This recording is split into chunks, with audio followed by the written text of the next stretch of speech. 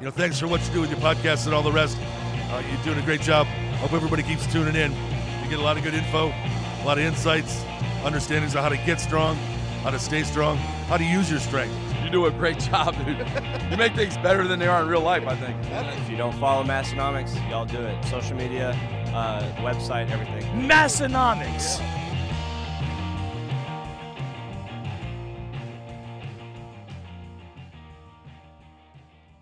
Welcome back, everyone, for episode 304 of the Massenomics podcast, the lifting podcast about Nearfin, recorded live from western northeast South Dakota. My name is Tanner. And my name is Tommy.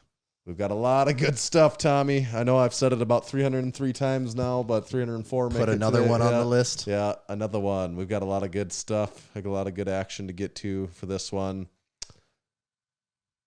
And I wanted to start with one of our best things. I wanted to tell everyone about hybrid training and the Strength Coach app.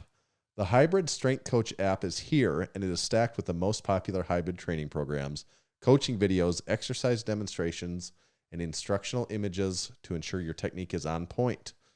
Got world-class training programs designed by the greatest mind in strength, delivered straight to your mobile device. The hybrid Strength Coach app sets a new standard for the industry, providing a streamlined platform for athletes of all backgrounds and putting the power of the strongest team in your hands.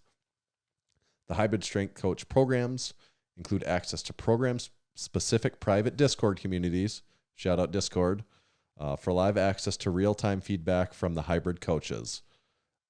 Last, of course not least, with hybrid, we've got a discount code there. It's MASS, M-A-S-S. It'll save you a massive 5% on the Strength Coach app or any of their nutrition or training programming. 5% for the life of any of that stuff. Good stuff. Great stuff. Thank you, hybrid. Remember last week, Tanner, when we talked about how Texas was the first state named after a power bar, and we thought it'd be funny to have a Dakota power bar? Yeah, and then according a Dakota to the Discord crew, there is actually a Dakota power bar, and we didn't know that. And did you see the company? It's Is that it PRX? Yeah, they're in Fargo, right? Yeah, I believe so. They're the ones with the fold-up gym rack. Yeah, whatever that thing is. Yeah, whatever that thing.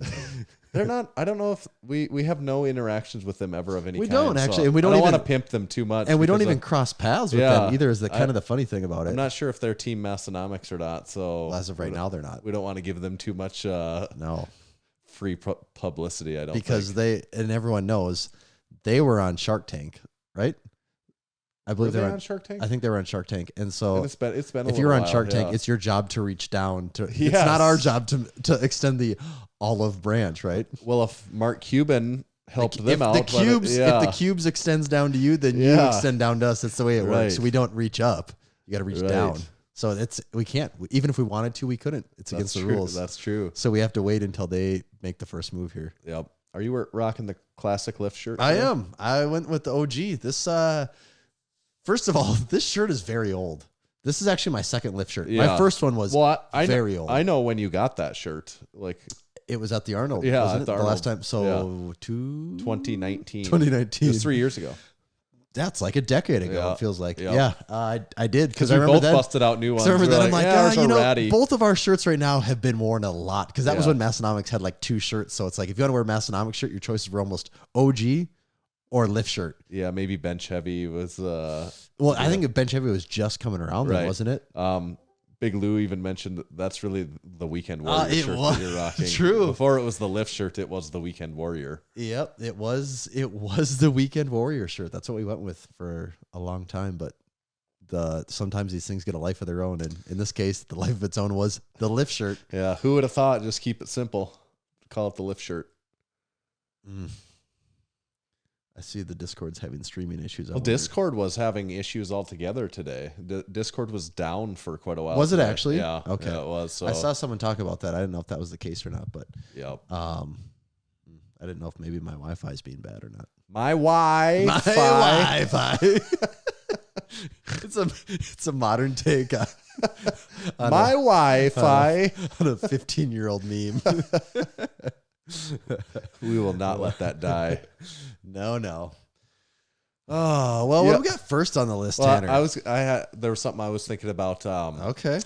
Do share. Please tell. This came up in the comments of some post. It was like maybe even a month ago at this point in time. I don't know what the comments was. Someone said something about a dream or a recurring dream or something like that. Anyways, it reminded me of a recurring dream I have. And you have a recurring dream? Yeah. Oh, okay. And I'm bringing it up because multiple people either commented, like replied to my comment there and said they have the same recurring dream, or DM'd me and said, that's funny you say that. I actually have that same thing. Okay, when did you talk about this? It was just in the comments section on Instagram or something like a month ago. People related reached to out. what Yes, you're saying. Okay. yes. So that's why I'm bringing it up, because I would have expected I was the only. All right, I want not to that hear. it's so rare that nobody else would have ever had it, but I just Are you falling or is someone chasing you?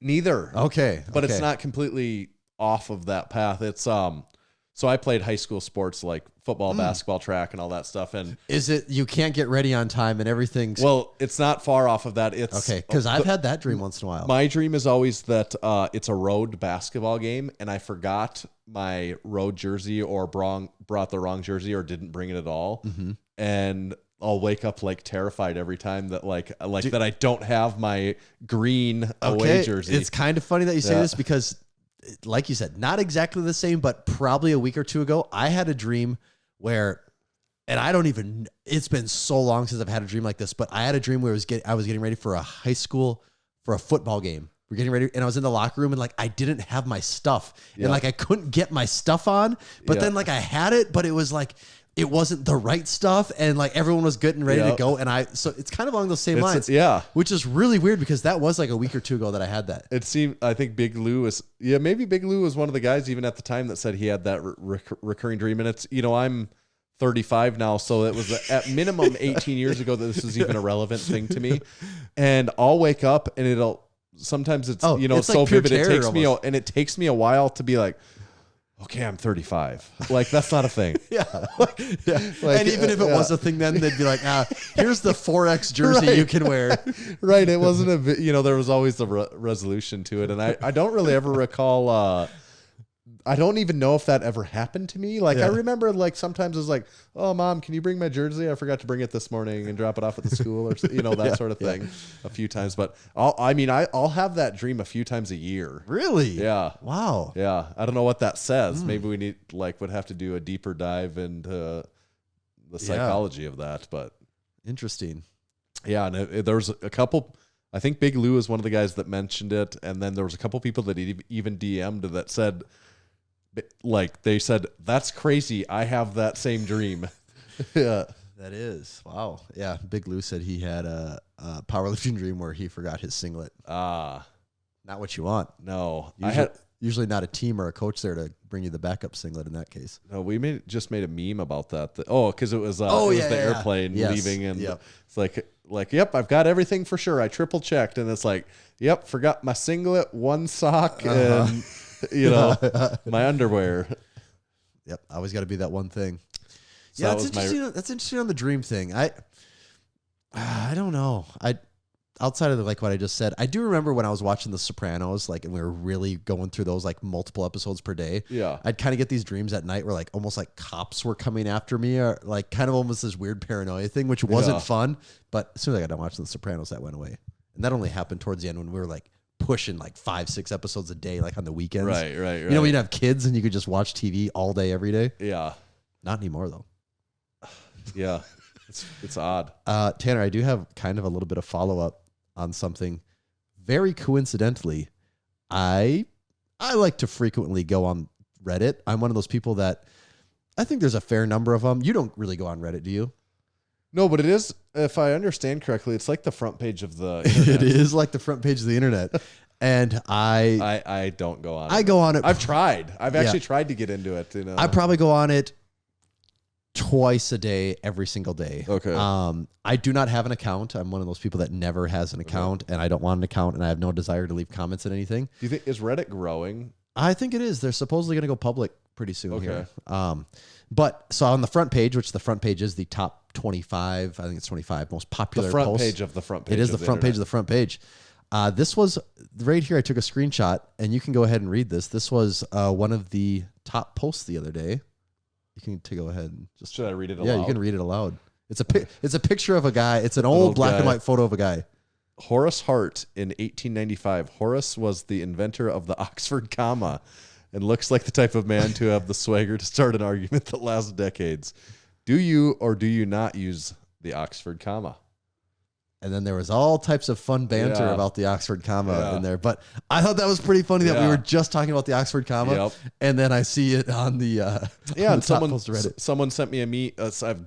We've been sent the meme a few times over the last couple days where it's all right, all you people 37 and older, you're free now. You can stop using 2 spaces after your periods.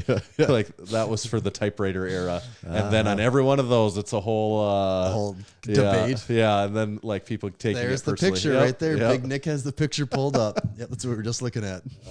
I don't have any good really alternative grammar like any new grammar discussions for us to get into this time in particular. We covered most of the ones that I had. We've covered everything that is Yeah. related to grammar in the Everything. world. Yeah. Yeah. I kind of assumed that by the time we touched the Oxford comma, we had gotten to the deep corners of the grammar world.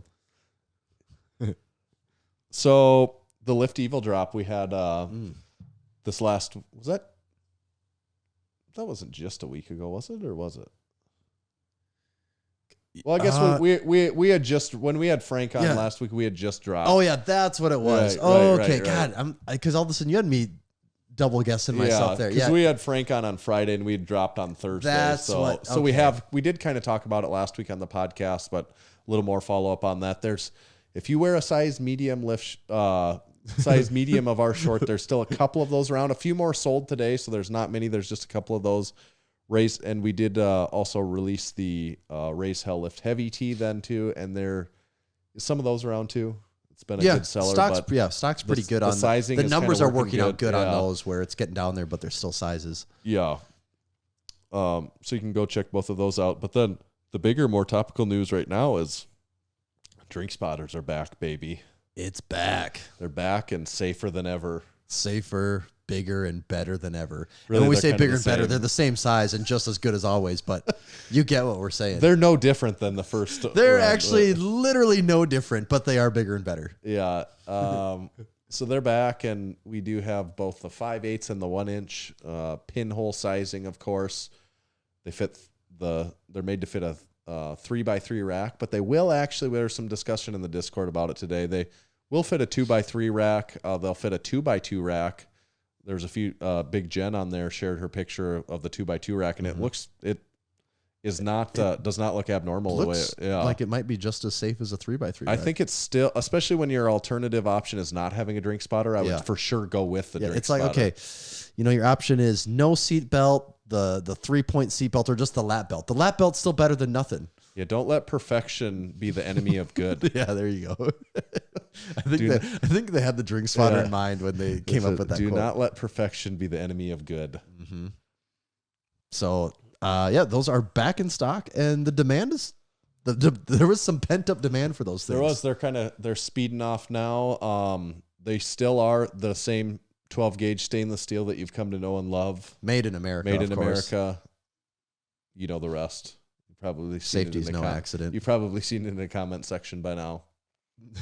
Yeah. Should we segue that into a sack segment? I think now's Okay. the time. Yeah. Yeah.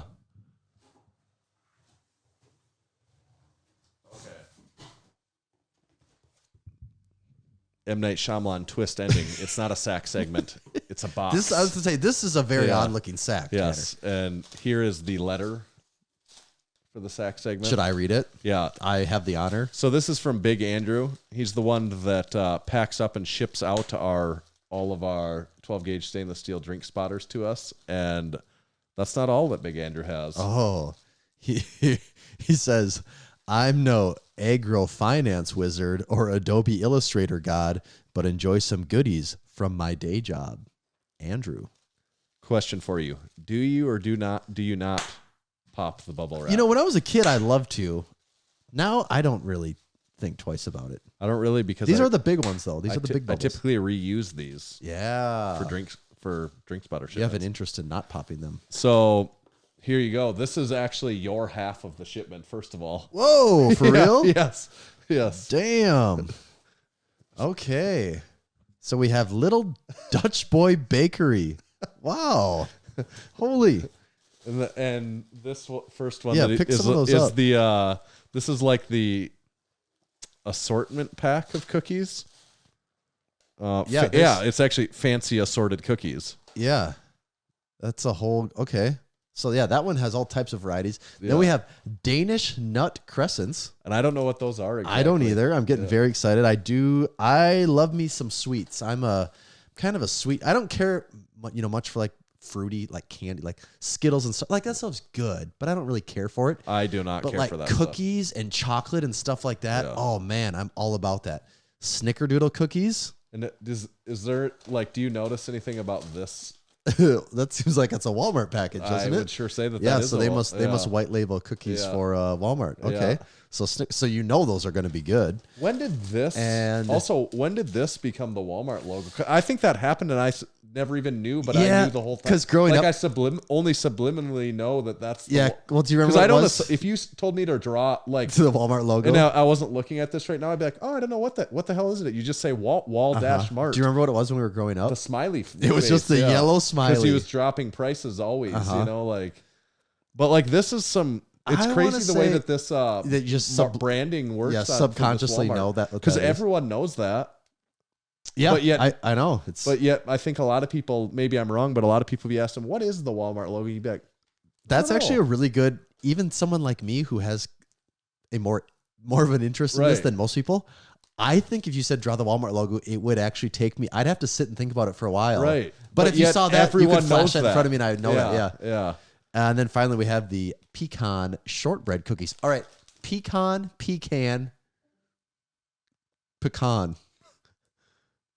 I say pecan.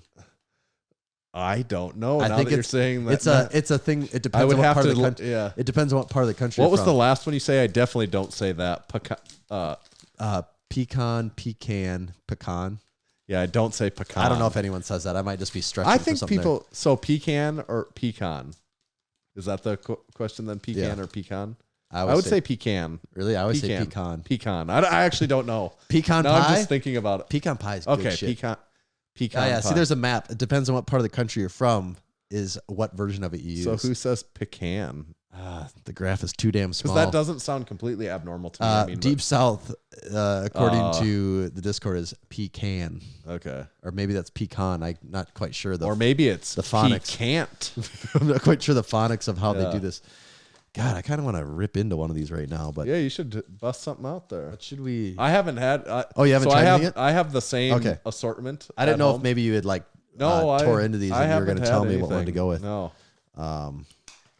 Yeah, let's freaking get it going. Okay, I got to put some stuff. So the long and short of it is Big Andrew's making all kinds of cookies over It's a there. freaking cookie monster.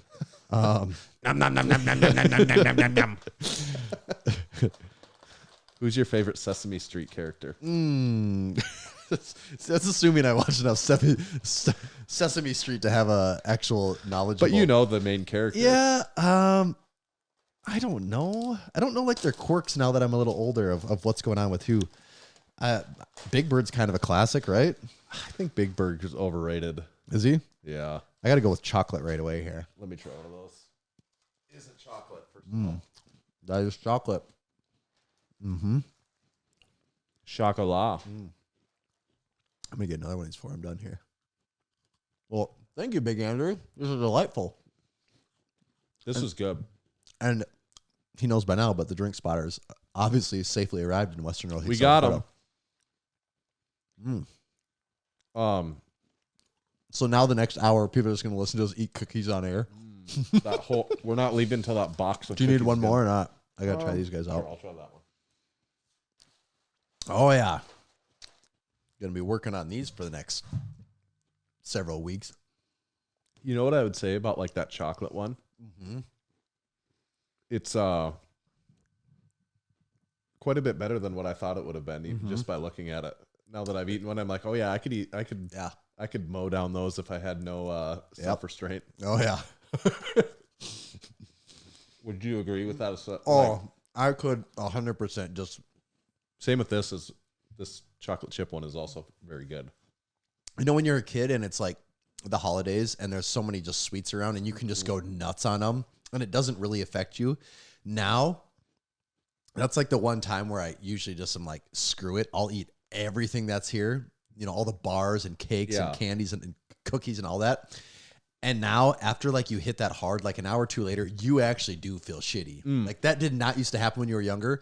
Now you do feel like something like you almost are on an actual hangover. It does not take very much. I like the way that they taste, but there is something about sweets that I will feel shitty. Oh, Like these 2 little cookies I ate is fine, but if I ate like 6 of them in like 30 minutes, I'd feel like shit. yeah. Like I don't know why that It's a fine line. Yeah. I think you get older, your body just struggles processing that stuff a little more. But you should read an ad, Tanner. Okay. While you're reading an ad, you can take your time. I'm gonna go get the can because we have a what's in the can coming up. All right. So don't read too fast. We don't want speed reading. Okay. And I'll be back. All right. I'm going to take this opportunity to tell everyone, except for Tommy because he's out of the room now, but I'm going to tell all the rest of you about Fusion Sports Performance Supplements. Do you all know what's in your supplements? Pause for dramatic effect.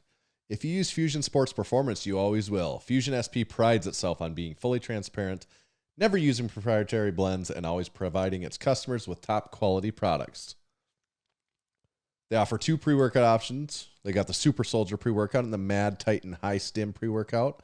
The Mad Titan's your super hardcore one. It's got an extra punch of caffeine in there. Your Super Soldier pre-workout still has a good kick with full clinical doses to maximize performance, increase muscular endurance, and improve focus. Then they've got the Healing Factor post-workout, which combines BCAAs with a full serving of creatine monohydrate.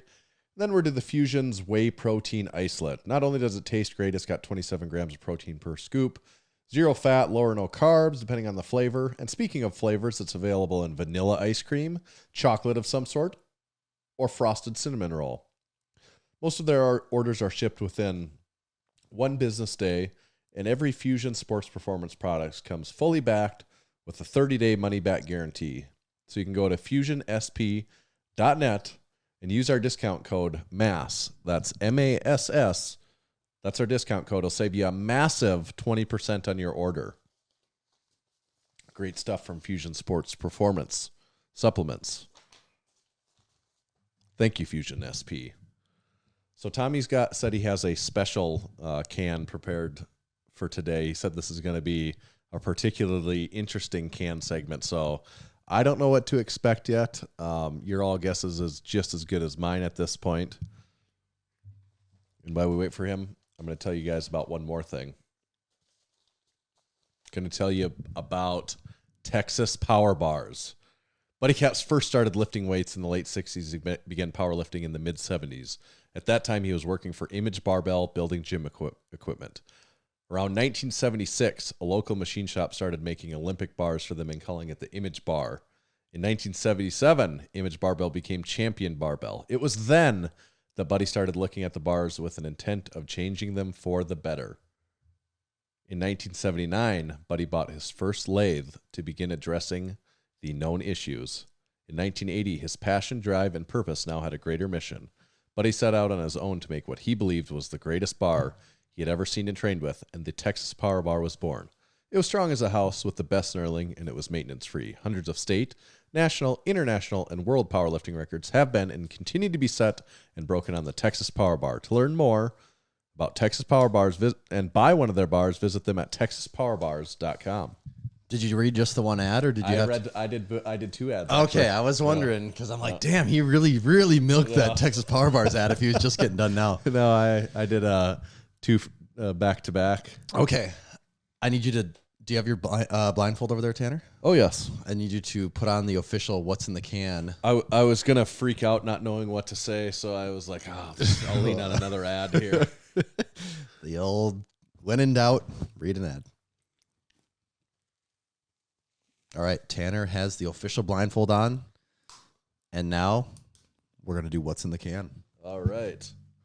I wonder what's in the can. So I want you to know this is a special segment of "What's in the Can," Tanner. Okay. I'm going to allow you to take a sip, but there, if you need to ask a clue, there is also a clue to support this "What's in the Can." Okay. So if you're not 100% certain on the flavor right away, you can revert to your clue. Well, it's a very thin can. It is a thin can. Yeah. So, it's got a crispy crack. So it's a very thin, I don't know if it's normal height maybe, but it's very thin. So I can take a sip here You first. can take a sip. I've got all that cookie in my mouth still, but.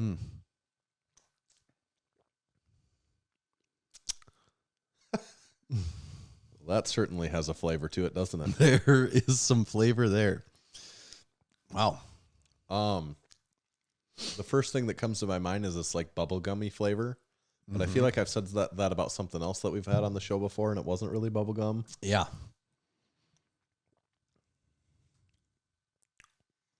So, do I get a hint then? Do you want the clue? I would take a clue. Okay. I'm gonna prep the clue. This is a physical, real life clue. And I'm still not going to be able to see it, though. There's still no vision involved. Okay.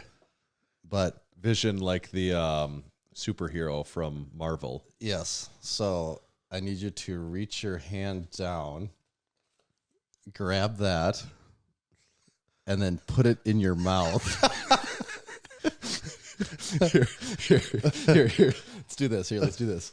Okay. Grab right. It's hot. Grab right there Okay. and take a bite of that. And this will be your clue.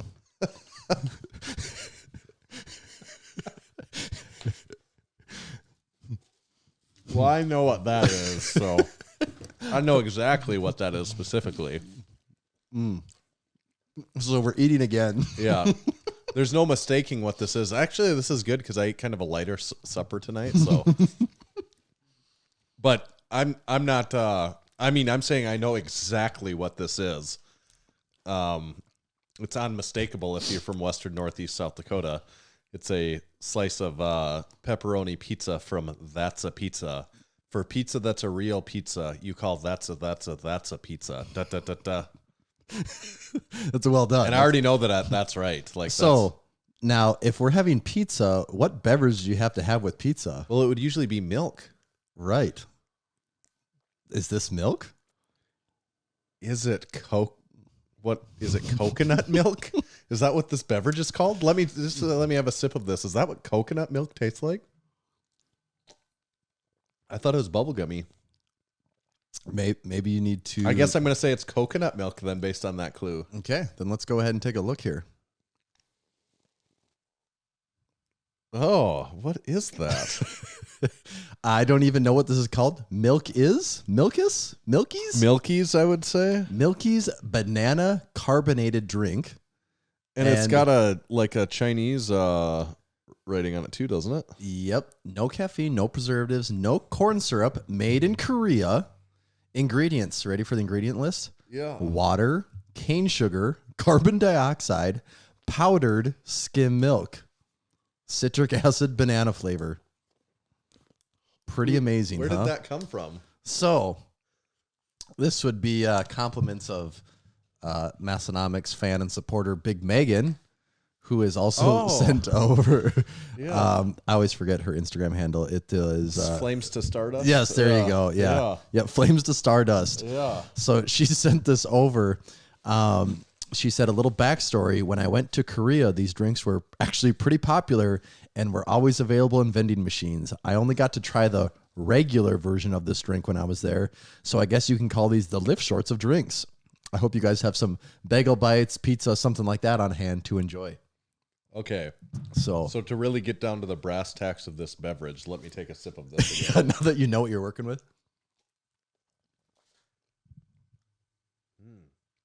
I don't know if that tastes like banana. I guess maybe a little bit. Maybe like very artificial banana flavor. Yeah, I guess if I had one of those little banana-shaped banana candy, hard It's like candies. candy banana. Yeah. Like candy banana is way different than actual banana. Right. And I'm curious what the regular version, like, is there a straight up just milk unflavored version of this? Yeah, and it's funny because it's fake milk, which is just essentially water and sugar. Well, and this, there's 31 grams of sugar in this thing. So there is a fair amount of sugar in a 8-ounce can. Yeah. Like, that's a lot. Do you think it tastes good?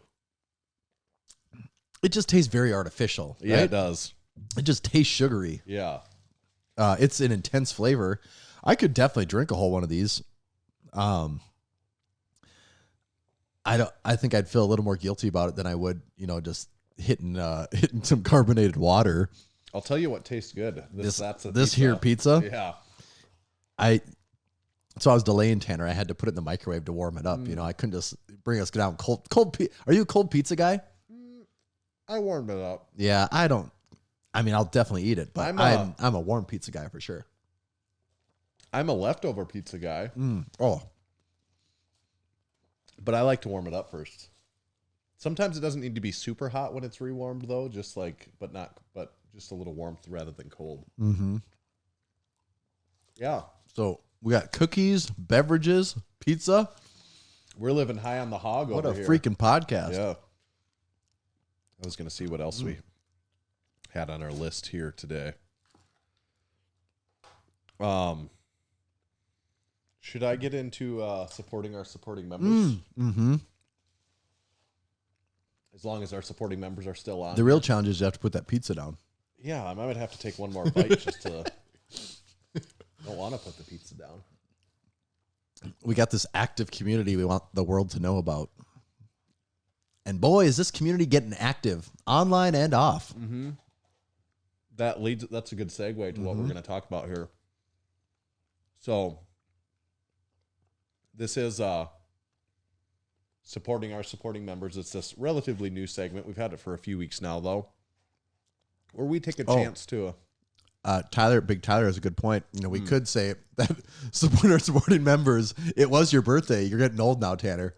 There was a very important supporting member that had a birthday. It was me. Oh, Submasters, though. I am Submasters officially now. So, South Dakota 275 Submasters, people that weigh in between 275 and 308 pounds. And are between the ages of 35 and 39. Look Watch out. Nothing's safe. Yeah. I'm coming for you. The other zero of you that exist. Like literally there could be like almost nobody actively competing in that specific class for the state of South Dakota. It wouldn't be odd to think that there's not one. Probably a surprisingly small number of people. Yeah. But the one, and more about this segment, we do, it's our supporting members. A lot of the people, we also call them our Discord crew. Not all the supporting members are on Discord, but a lot of them are. And it's been fun. We've been seeing a lot of new people pop in over the last few weeks. Several people sign up that haven't been a part of it before, getting in on the Discord crew. A couple of the new supporting members said this is their first live podcast to listen to. Big Johnny said it, and I think Big Sam, they both said this is their first one. So shout out to Big Johnny and Big Sam for their first live podcast. That's one of the perks you get of becoming a supporting member, is you get to listen to the podcast live through the Discord community. There's also discount code out there for supporting members, and you get your name set on the podcast. You might get your name set on the podcast. And so that's where supporting our supporting members comes into play here, and specifically who we wanted to shout out this time besides just me. Actually, that was it. It was just me. That's all Shut it down. I wanted to use this opportunity to talk more about us. But we were going to highlight Big Nate and Big Eddie. They had a meetup this last week at Big Nate's house, and these are, if you've been around the supporting member community for a while, you know Big Nate and Big Eddie. They've both been on the podcast actually at this point, and they had a special meetup at Big Nate's house in his garage gym, and they put together a video like those guys tend to do, and it did not disappoint. They brought up at least a couple other supporting members. It was very funny. Big Jeff, and it was a diss track on Big mostly squat videos Matt, of course. So they didn't disappoint. But shout out to them for just doing that cool stuff, getting together with other people in the Massenomics community. It's really cool for us to see. It is really crazy and really fun for us to see that too. It's very exciting because it feels like all of your friends are becoming friends, but also I've never met these people before. The one issue we might have, though, is are the inmates starting to run the asylum? I'm concerned that the inmates are starting to run the asylum here, and that we have no... That is cause for concern. I never thought about that. Yeah. Who's calling the shots around here? Would you say are the inmates in fact running the asylum? It's starting to feel like that. Yeah. I'm have a growing sense of paranoia all of a sudden. Yeah. Yes. So shout out to those guys. Thank you. And thanks for being supporting members. One other quick note. Big Nick did say that he traded in his Malibu for a Chevy Traverse. So congratulations, I suppose. Yeah. We'll have to pour one out for the Malibu. Yeah, we are kind of a Malibu podcast. We're a Buick podcast and a Malibu podcast. So our RIP Malibu. But I think it's a positive still that the Malibu is getting to go to a new home and bring a shining light to someone else's It never life. really dies. It just goes on until eventually it actually does die. And then but even when it dies, it never really dies. So most people don't realize it just goes forever. That pizza was delightful, Did it hit Tanner. the spot? I bet you're pretty jealous just watching me eat that while you're talking. Yeah, I was like, ooh. And now I have some banana milk to wash it down with. Banana milk sounds so gross.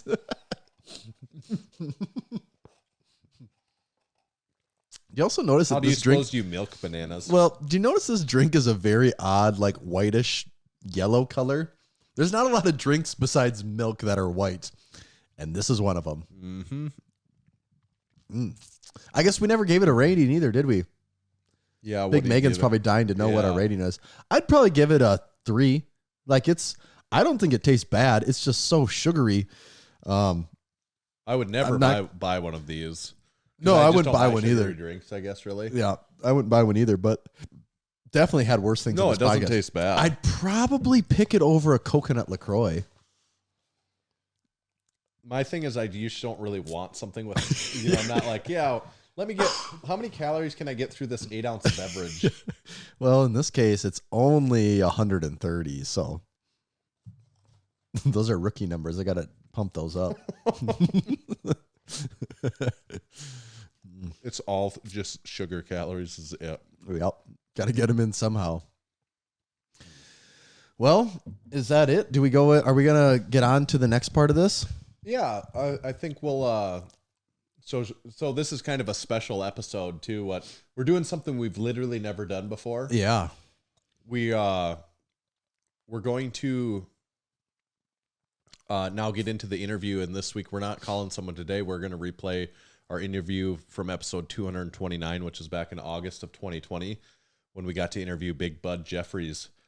And Big Bud passed away this last week.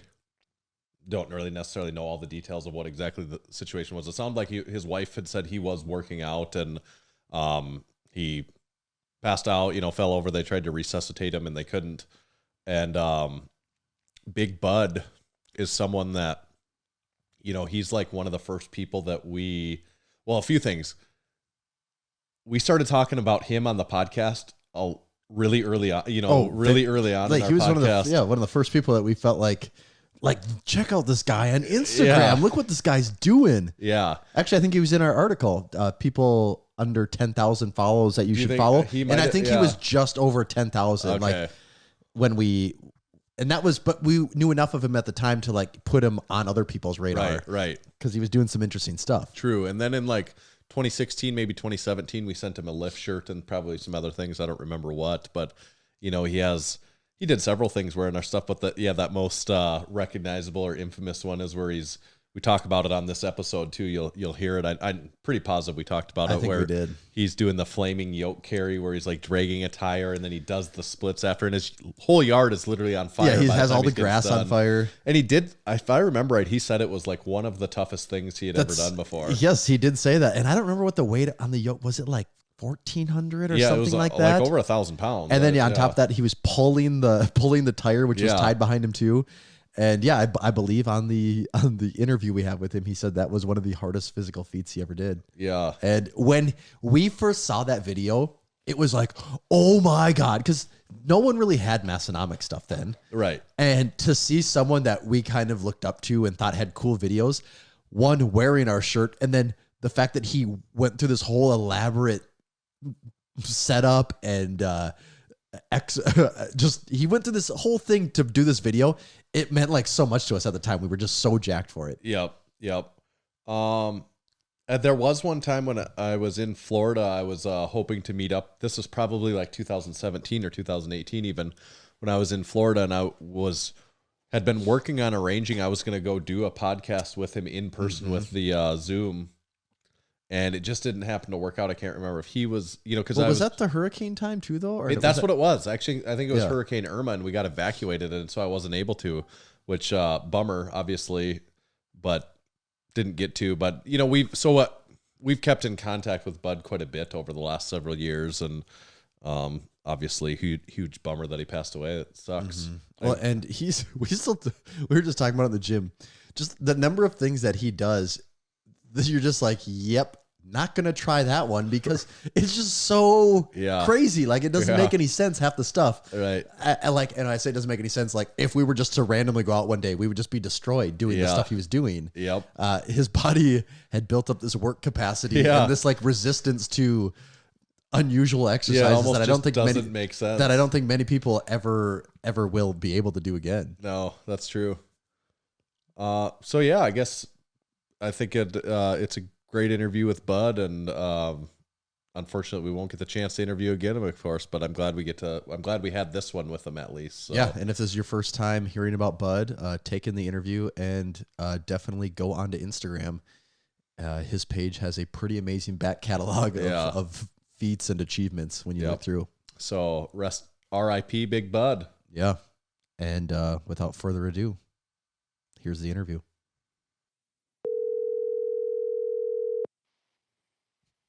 Hi guys, what's going on? Is this Mr. Jeffries? Yes, it is. Excellent. Bud, you're live on the podcast with Tanner and Tommy, and I'll just start off by saying we are both extremely excited to be able to talk with you today. Oh, very cool, man. I think it's going to be a lot of fun. Great. Go ahead, Tommy. We were just talking actually before this, like when was the first time we ran across Bud? And we actually remembered that, I don't even know if you know this or remember, but we wrote an article like 4.5 years ago about people you should be following on Instagram, and you were one of the people we had in our list from way back then. Yeah. And I think things have came a long ways since then, I think. Yeah, for sure. Yeah, definitely. Geez, that's 4.5 years ago? Wow. Yeah, I think so. Yeah. So it's you a lot of these interviews that we talk with people, they're really involved in, like, say, one discipline. It tends to be fairly straightforward because they're a power lifter and we talk about powerlifting stuff. And maybe there's a few things that branch off of that, but we were trying to think of how do we describe Bud Jeffries? And you're a beast with a lot of different things. And it's hard to, how would you describe yourself if someone isn't familiar with who you are? You know, like every time I do an interview or podcast, I kind of get this question because everybody has the same problem. and in fact, it's kind of like a sales problem even for me, because if you look at things from a marketing perspective and all that stuff, people are like, well, you have to be known for this one thing. Well, I don't do just one thing. No. And it's kind of difficult to describe. Like, so if I tell people, if I use the moniker strongman only because strongman covers for most people, not lifter people like us, who need a more specific denomination of things, but like normal humans that don't, set stuff on fire and lift 400-pound rock and that kind of thing. Like normal humans, strongman sort of gives them an idea of covering of what's going on. I would classify myself today more of an old time strongman, and the things I do are more. And like, this is a descriptive term, but I don't mean it like this because like strongman entertainment. Okay, it might be a little more, but like that sort of sounds like WWE, which is all that's not exactly the direction I want to go. That's not what I'm talking about. But that combination of words together is sort of what I'm doing. So and over the course of my life, if you want to talk about that, well, I've done almost every competitive strength discipline you can do.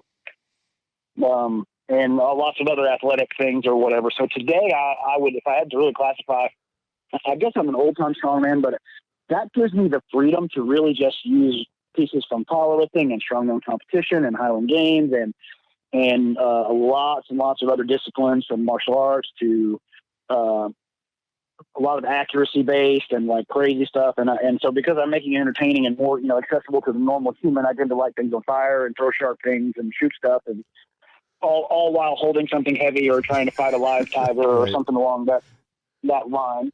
that's about as close as you can. There isn't like a one word, you know what I'm saying? There isn't like one thing that really says. Well, that's about as close as we can get to really. And correct me if I'm wrong, but I think you could also put on that list speaker, author, and you've also appeared on TV before too, right? Well, okay, not like as an actor, but that's let me say that not yet, not yet. Who knows? Who knows? I'm not going to rule that out. Although I don't. But no, I've been on TV, lots of different news and interview type things for TV, and I've spent a long time doing it as a professional speaker. So like when I say old time strongman, that kind of clarifies, not clarifies, but it gives you the idea because. Okay, really what people are booking you as today, with the minor exception of 2 or 3 things, if you're getting paid to do this, what they're booking is a speaker who happens to do strongman things, not a strongman who can grunt at people and once in a while people want you to just show up and do something real physical and wow the crowd and walk off and drop the mic and not say anything. But 90% of the time, anybody who's booking a live show of strength today is looking for you to speak on a particular topic or something. So I spent the last years of my career of that thing where I was really pushing it, public speaking very hard. I did an anti-bullying tour with a school group. And so like in a 3-year period, I spoke at 1,000 different schools in 44 states to like 300,000 kids. That's and each one of those was a strongman performance. Yeah. It was crazy. Like I'll tell you what, man, it was a shaping time for me as far as learning from strongman stuff. Like it really helped me evolve my craft. And it also, like it gave me a real sense of what people were doing, 50 years ago, 100 years ago. Like the guys we look at who are the forefathers of the things we're doing today, guys like Arthur Saxon and Sandow and some of the guys who were the early real champions or famous physical culturists from the 20s and 30s or even before that. It gave me a real sense of what it was like to live that way. Yeah. Also, I learned exactly what Bob Seger meant by long lonesome highway east of Omaha crap. I learned, dude, I know that song intimately, like all that, like when after that much time and travel, like that particular thing is 9 solid months on the road. Yeah. So like, dude, hotel rooms all start to look the same after a while. You know what I'm saying? Like that sounds brutal. And see, you're like even more clarifying this point for us. We, both Tommy and myself have both followed you for a long time. And like I'd maybe speaking for both of us, but we didn't even really know that you had done that much touring speaking like that. Like that's just even more that we didn't know about you because there's so much, you've done so much in this field that it's just hard to even go through it all. Right. Well, and I'm trying to make it even harder because I'm trying to catalog. I think this is something that like Herman Groner was the one of the old time strongmen was really known for, the wide variety of crazy feats. And he had in the book that parallels that chronology that chronicles his life, they catalog hundreds of feats, and that's kind of the direction I'm going at that. I want to see, like what's possible for the human body to combine strength and all the other possible physical attributes, and what can we do all together. And the speaking thing was awesome, man. It taught me exactly how to be like super dialed in for a performance and super dialed in for a strength feat within seconds, and to perform 2-3 times a day, 5 days a week.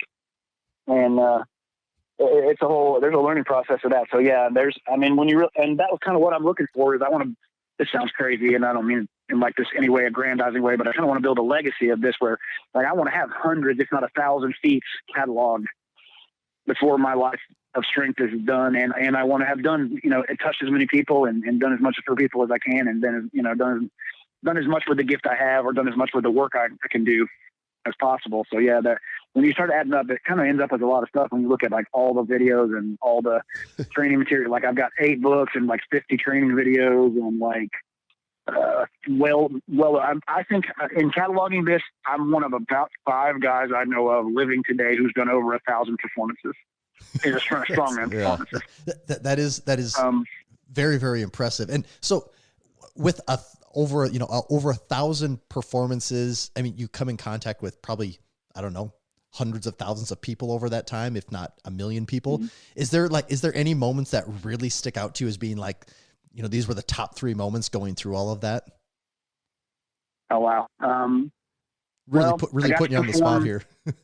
Yeah, that's a tough one because there's a lot of, like once in a while because a lot of performance I do is for kids, kids in schools and that kind of thing. So once in a while you really get like, okay, I have a box of letters that kids wrote to me. I have a box of letters. Once in a while kids would write, and once in a while teachers would have their whole class write me letters about the performance as or whatever. And so once in a while you get some really, really touching stuff. I got to do some stuff for some kids that was really cool. Meet some really amazing kids along the way and do some really stuff like that. Also, as part of that thing, I got to see literally almost all of Lower America, like literally see it up close. As a performing thing, let's see. Well, first time or two that I performed with people I really respected was kind of a cool thing, because I actually am what I say I am kind of a thing. You know what I'm saying? Like that's like, it's kind of the first time TV people call you to come do something. That's kind of like I really am actually doing this. Like I'm not just like some knucklehead in my backyard, even though I look like that on Instagram. Right. So I got to perform at the Old Time Barbell and Strongman Association dinner. That was kind of a career highlight for strongman performance. Because I got to do one of the last live performances that Slim Farman ever did. I got to perform on the same day as him. In front of, and that's a room where, that's like us sitting here talking. That's knowledgeable people in strength and strength history. That's performing for people who know what they're looking at, not the average crowd who kind of gets it, but they don't get it, Yeah, that makes sense. That kind of thing. Performing with, Dennis Rogers and Slim Farman was a big thing. Also performing, looking back on now, the times I got to perform with my son was a big thing. The stuff I got to do with him and watching him kind of grow into the just monster strongman that he was pretty phenomenal. I got to take him to the University of Texas at Austin Physical Culture Museum. Yeah, I've been there before. And, very cool. Yeah, which is amazing. And so in front of Jan and Terry Todd, if you don't know who they are, you got to look up the strength history. Terry Todd's the first senior national powerlifting champion ever. And unfortunately he recently passed away, but him and his wife have built literally the museum of physical culture. Like, it's miles of books. That's everything from 1500s up. That's anything to do with strength of any kind is there. And Noah bent a bunch of steel for them, and it's now sitting in the museum, which is a real, that's awesome. Really cool kind of a thing. That's pretty cool. That's really cool. Yeah. So you have also done, if someone's not familiar with you and they hop on your Instagram, they're just going to see all types of just crazy stuff of you picking up stones, throwing weights around, walking with a yoke, doing the splits, shooting a quarter out of the air with a bow and arrow, holding a 400-pound rock and throwing a hatchet at a board. Yeah, like where do you? Is it like every day? Is it like I just want to come up with something new to challenge myself, or where does that drive come from? Yeah. Do you have a power lifter has a program mapped out for say the next 8 weeks, and they're squatting on Monday, 5x5, et cetera, et cetera. Does yours say Tuesday is hit quarter out of sky? Right. Yeah. Okay, so it's a tad less structured than that. Yeah, but it's more. But it is more structured than it looks. Okay, because social media only gives you the little snippets of what's going on, and you got to remember, I'm going to just post the most interesting stuff that I do. I'm not going to post. Now that doesn't mean I don't also post when I fail. I post that occasionally too, and that kind of thing. Because let's be real about things. Some of these things are not easy to do. You don't walk up and do it the first time. Right. But there's a lot more structure to it than it looks like. So in the reality of my real programming, I use about a 7 to 10, sometimes 14-day cycle. But what I try to get within those is something that touches every significant piece of what I think human performance is about. Okay. So once every 7 to 10 days, I'm going to do some kind of squat, some kind of a pulling movement, some kind of a upper back pulling movement, and some kind of upper body pushing movement. Now, I tend to pick my favorite stuff, my favorite style of those. And for my money, I don't care what kind, like if you squat, I don't care what kind of squat you do. That's cool. If you pull, I don't care what kind of pull you do. That's cool. If you row or chin, awesome. If you press, I don't care if it's bench press or like I have my favorites that pay the bills for me, considering the kind of physical performance I want to do and some things I don't do anymore because of past injuries. Like I'll constantly get the question, how much do you bench press? I don't bench press anymore, only because non-bench press. Well, one was a very slight pec tear from bench pressing, and then also another one was from a grappling injury. And so if I bench today, I don't intend to compete in powerlifting again, even though I competed for 15 years. I don't intend to compete in that anymore, so I don't barbell bench. I dumbbell bench, and then I do my real heavy overhead. My real heavy upper body work is generally one arm pressing, sometimes two, depending on what I'm doing, you know. And I have a favorite of each of those moves. I tend to do like Anderson squats. I'll do generally stiff leg deadlifts, once in a while regular deadlifts or rack pull type stuff. Or I tend to switch back and forth between lifting stones versus deadlifting, because I feel like it's kind of the same type of physical train. You know what I'm saying? Or your lower back is getting smoked, you know, one way or the other. Mm-hmm. So for me, as far as how I do that, I tend to rotate those back and forth. I tend to do either, you know, like chest supported rows or sometimes a lot of one arm rows. Those are really my favorite upper back. And I tend to work and throw in an ab movement and throw in some kind of a moving, loaded carry, strongmanish type thing. But here's the thing. When you look at the wide variety of what I'm doing, what I'm trying to do is get the most bang for my buck. So I generally do a warm-up and 1 to 2 heavy sets, often for only 1 to 2 reps of those types of things. Now, maybe depending on what I'm doing, I may throw in a higher rep set. But within that 7 to 10 to 14 a day cycle, I'm going to get one time where I'm going to hit all of those for a reasonably max for the day, max for the week, whatever. Now, I'm not necessarily trying to push unless I'm just hammering that one lift. I'm going to go into a range where I know I'm in the 90+% range of that on a regular, all the time. So in that way, some of what I do is similar to conjugate training. And for this reason, I don't really like percentages the way that they're normally done. I don't want to live my life that way. And the strong men of the old time couldn't live their life that way.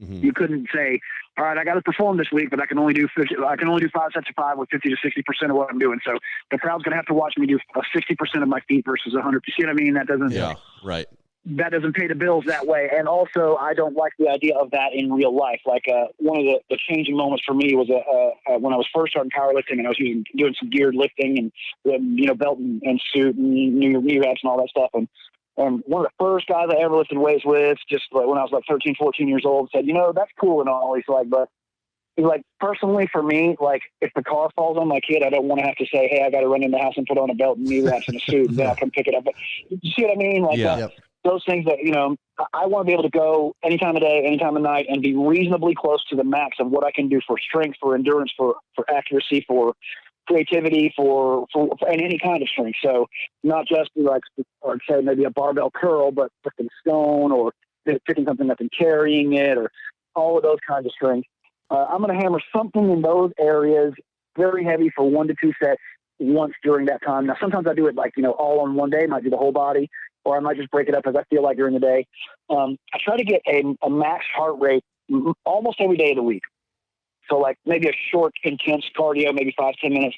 Often some of that lifting looks like that. So for instance, I'll do, all right, so one of my favorite really short routines is to pick one heavy lift, start with say 25%, then go to 30 or 40, and then 50 or 60, and then 70 or 80, and then 90% over 4 or 5 sets. But between that, I'll punch a heavy bag for like 60 seconds. So the whole lifting thing is going to take like 7 minutes total. You see what I mean? But I want to be at max heart rate. So I want to be at like, okay, I want to squat 700 pounds, but I want to do it when I'm already breathing hard, already breathing heavy, that kind of thing. I try to get some short, intense cardio very regularly, 3 or 4 days a week. 1 day a week, or 1 to 2, depending, maybe once every 2 to 10 days, twice every 10 days. I try to get a long cardio session. Now, sometimes that's like I might go pull a sled, either walking for an hour, or I might actually sprint off and on, like run, walk for an hour. Or a lot of times we'll take a light dumbbell, say a 40 or 50, and I'll do 1,000 reps over a 30-minute period, and I'll switch back and forth between snatches, swings, presses, rows, curls, laterals, or whatever. And I'll do like 100 of 10 different exercises and try to do it as nonstop as possible, because I want to get that. Personally, for me, I don't think you pay the bills cardio-wise unless you can sustain a high heart rate for 30 to 60 minutes. Right. I don't think that's where the real health benefits for me came in as far as, okay, so I'm not lean. I'll never be lean because I'm too much of a wild man for that. Plus I grew up as a kind of a fat kid. So that's out of the cards for me. I gained up over a 16-year period. I went from 230 to 385. So I could squat 1,000 pounds, and then I dropped over 100 pounds. And so I hang out in that 285, 295 area right now. And honest to God, I like cheeseburgers and bourbon too much to ever be, that's just the truth. I can relate to that. But real cardio made a huge difference in how I'm able to train and how I'm able to recover, and I don't really get much sore. And I did that by doing 1,000 rep sets of kettlebell swings and just building up to like an hour of those nonstop or as much nonstop as possible. And in doing that, it changed my entire perspective on what's possible. Like, the old powerlifter adage was, well, anything over 5 reps is cardio, and if cardio will take away from your strength, not if you get good at it. It won't, and it'll massively add to your life. And the fact that you made it, probably won't have sleep apnea, and you will definitely be able to play with your kids. And you won't be the guy who can squat 900 pounds that gets, winded on the way to the mailbox and pulls a hamstring putting gas in the car. Yeah. You see what I mean? There's a durability of that kind of cardio that makes a huge difference in vitality of life. Okay, a lot of us are massively muscled and huge lifters, and we get in our 40s and we have the same stupid problems that couch potatoes have because we're super strong, but we don't really, really take care of ourselves. Well, when you can keep that heart rate at 150 for about an hour, you can talk about, now I feel like doing things, and, like the wife has to keep a taser to keep me away from her, that kind of, you know what I'm saying? That kind of stuff. And just, yeah. I want to be that guy. I want to be the guy who, I actually want to be the guy who, dies at 90, jumping over Caesar's Palace, the fountain at Caesar's Palace on Harley, but that's a different story. So okay, you did just you mentioned this quickly there. You have squatted 1,000 pounds, which that's something very few people can say that they've ever done. And with someone with your type of credentials and the type of things you've done, what do you consider the most difficult strength of feat you've ever performed? Oh wow, dude, that's I almost have to classify that in different different veins of feet, if that makes sense. You know what I'm saying? Some feet are okay. How do you classify that? So that squat took me 16 years to get. So when you look at that from you got to stay on task and go back to it regularly and keep hammering that one thing. From 14 years old when I first started powerlifting to 30 years old when I actually did it. It took me 16 years to get from a 225 squat the first day I walked in the gym to 1,000 pounds. So that's one of the most difficult feats as far as the long term of the training of the whole thing. Let's see. I did a walk one time with 300-pound weighted vest, which was really this weird conglomeration of a weighted vest and a bunch of chains wrapped around and tied to that until I got it up to 300 pounds. And, yeah, because it's not like they make one. You know what I'm saying? Right, but, you can't go to Walmart and buy. I'd like a 300 pound. I was thinking, I'm like, I didn't know they made those. Yeah. They do not. They make a junkyard conglomeration of literally. It took my son 20 minutes to wrap me in chains and tie them on to keep it whatever. But that was one of the most horrible and difficult feats of strength. That maybe one of the hardest because you can't take it off. So that took me nearly an hour to get a mile. I had a mile walk that I had to rest against things occasionally, and I sat down a few times or whatever to actually get a full mile. But like you said, the weight is not it's not weight you're holding in your hands. You can't drop it for even a second. It's still on you no matter what. You can't drop it. So, and even if you sit, it's still on you. You're still breathing against it. That would be terrible. It's horrible. Literally, I just staggered up to the back steps of my house, and they had to cut we wrapped the chains around and then just took little cords and tied them together so they wouldn't fall off. So they cut it all off of me and literally had to lift it off me. I couldn't get it off. And I lit it there's a picture of me with a pile of chains laying on my kitchen floor and me laying next to the chain like I'm dead. It was that kind of horrible. I mean, as far as that kind of thing. I don't know. It's hard to say. I recently did I think this is one of my better feats, one of my couple of really, really better feats and probably pretty hard. Although it wasn't as hard as I thought. It was definitely hard. Don't get me wrong, cardio wise, but it's not as hard as I thought it would be. I pulled a semi truck. Okay. So I put a 700-pound yoke on my back and then pick the yoke up and walk while pulling the semi truck and trailer. Yep, that's just got to be so awkward. That was pretty rowdy. That was pretty like it's a weird thing in that really what it requires is this ridiculous torso strength. Right. Because you can't really lean. Okay, when you pull a truck like that, you have to lean in. You can't really lean now because it's 300 pounds of me and 700 pounds of that. Like the pure mass of the thing will let me keep pulling while I can't lean. It kind of counterbalances. You see what I mean? Like, right. But it counterbalances in that like there's down pressure and back pressure. So you have to keep your torso stable enough to keep that weight off the ground and not fall with it that way. But you also got to keep your torso tight enough that you can translate all that pressure forward without having to lean, which is crazy. Like you feel it from your ears to your toes. Yeah. And then like a few of the accuracy. Yeah, that was pretty rowdy. Because I've done a 700-pound yoke. I've done a 700-pound yoke and carry and pull the truck before, and I literally can't imagine how you could do them at the same time. That's crazy. Yeah, it's you know what, and that. Okay, so that kind of plays to the question you asked me earlier. Like, do you program this stuff? If you were to really be able to look at my training over the last several years, you would see a consistent build up toward wilder and wilder and wilder things. Like, okay, so like the shooting the quarter out of an air started with out of the air with a bow, and I've actually hit a quarter in the air with actually about 15 different things. I've hit it with a knife, an axe, a bow and arrow, air pistol, a kettlebell, a hammer, a wrench, a chain, shot put, sporting clay. I'm sure I'm forgetting for. I'm literally okay. See what I mean? Like, so what I'm doing is I'll take a particular feat, and then once I kind of build on the basics of a particular feat, I'll start adding twists and adding ways to do it. And if I can do it forward, can I do it backward? Okay, so the truck thing started that way. I'm like, I just had this idea. Can I pull a truck and do that and with the yoke at the same time? And then I did it forward. Well, then the next day I did it backward. Walk backward with the yoke, pulling with the truck. You see what I mean? And then I experimented with, okay, so I pulled the truck while carrying a rock, and I pulled the truck while holding the dumbbell overhead.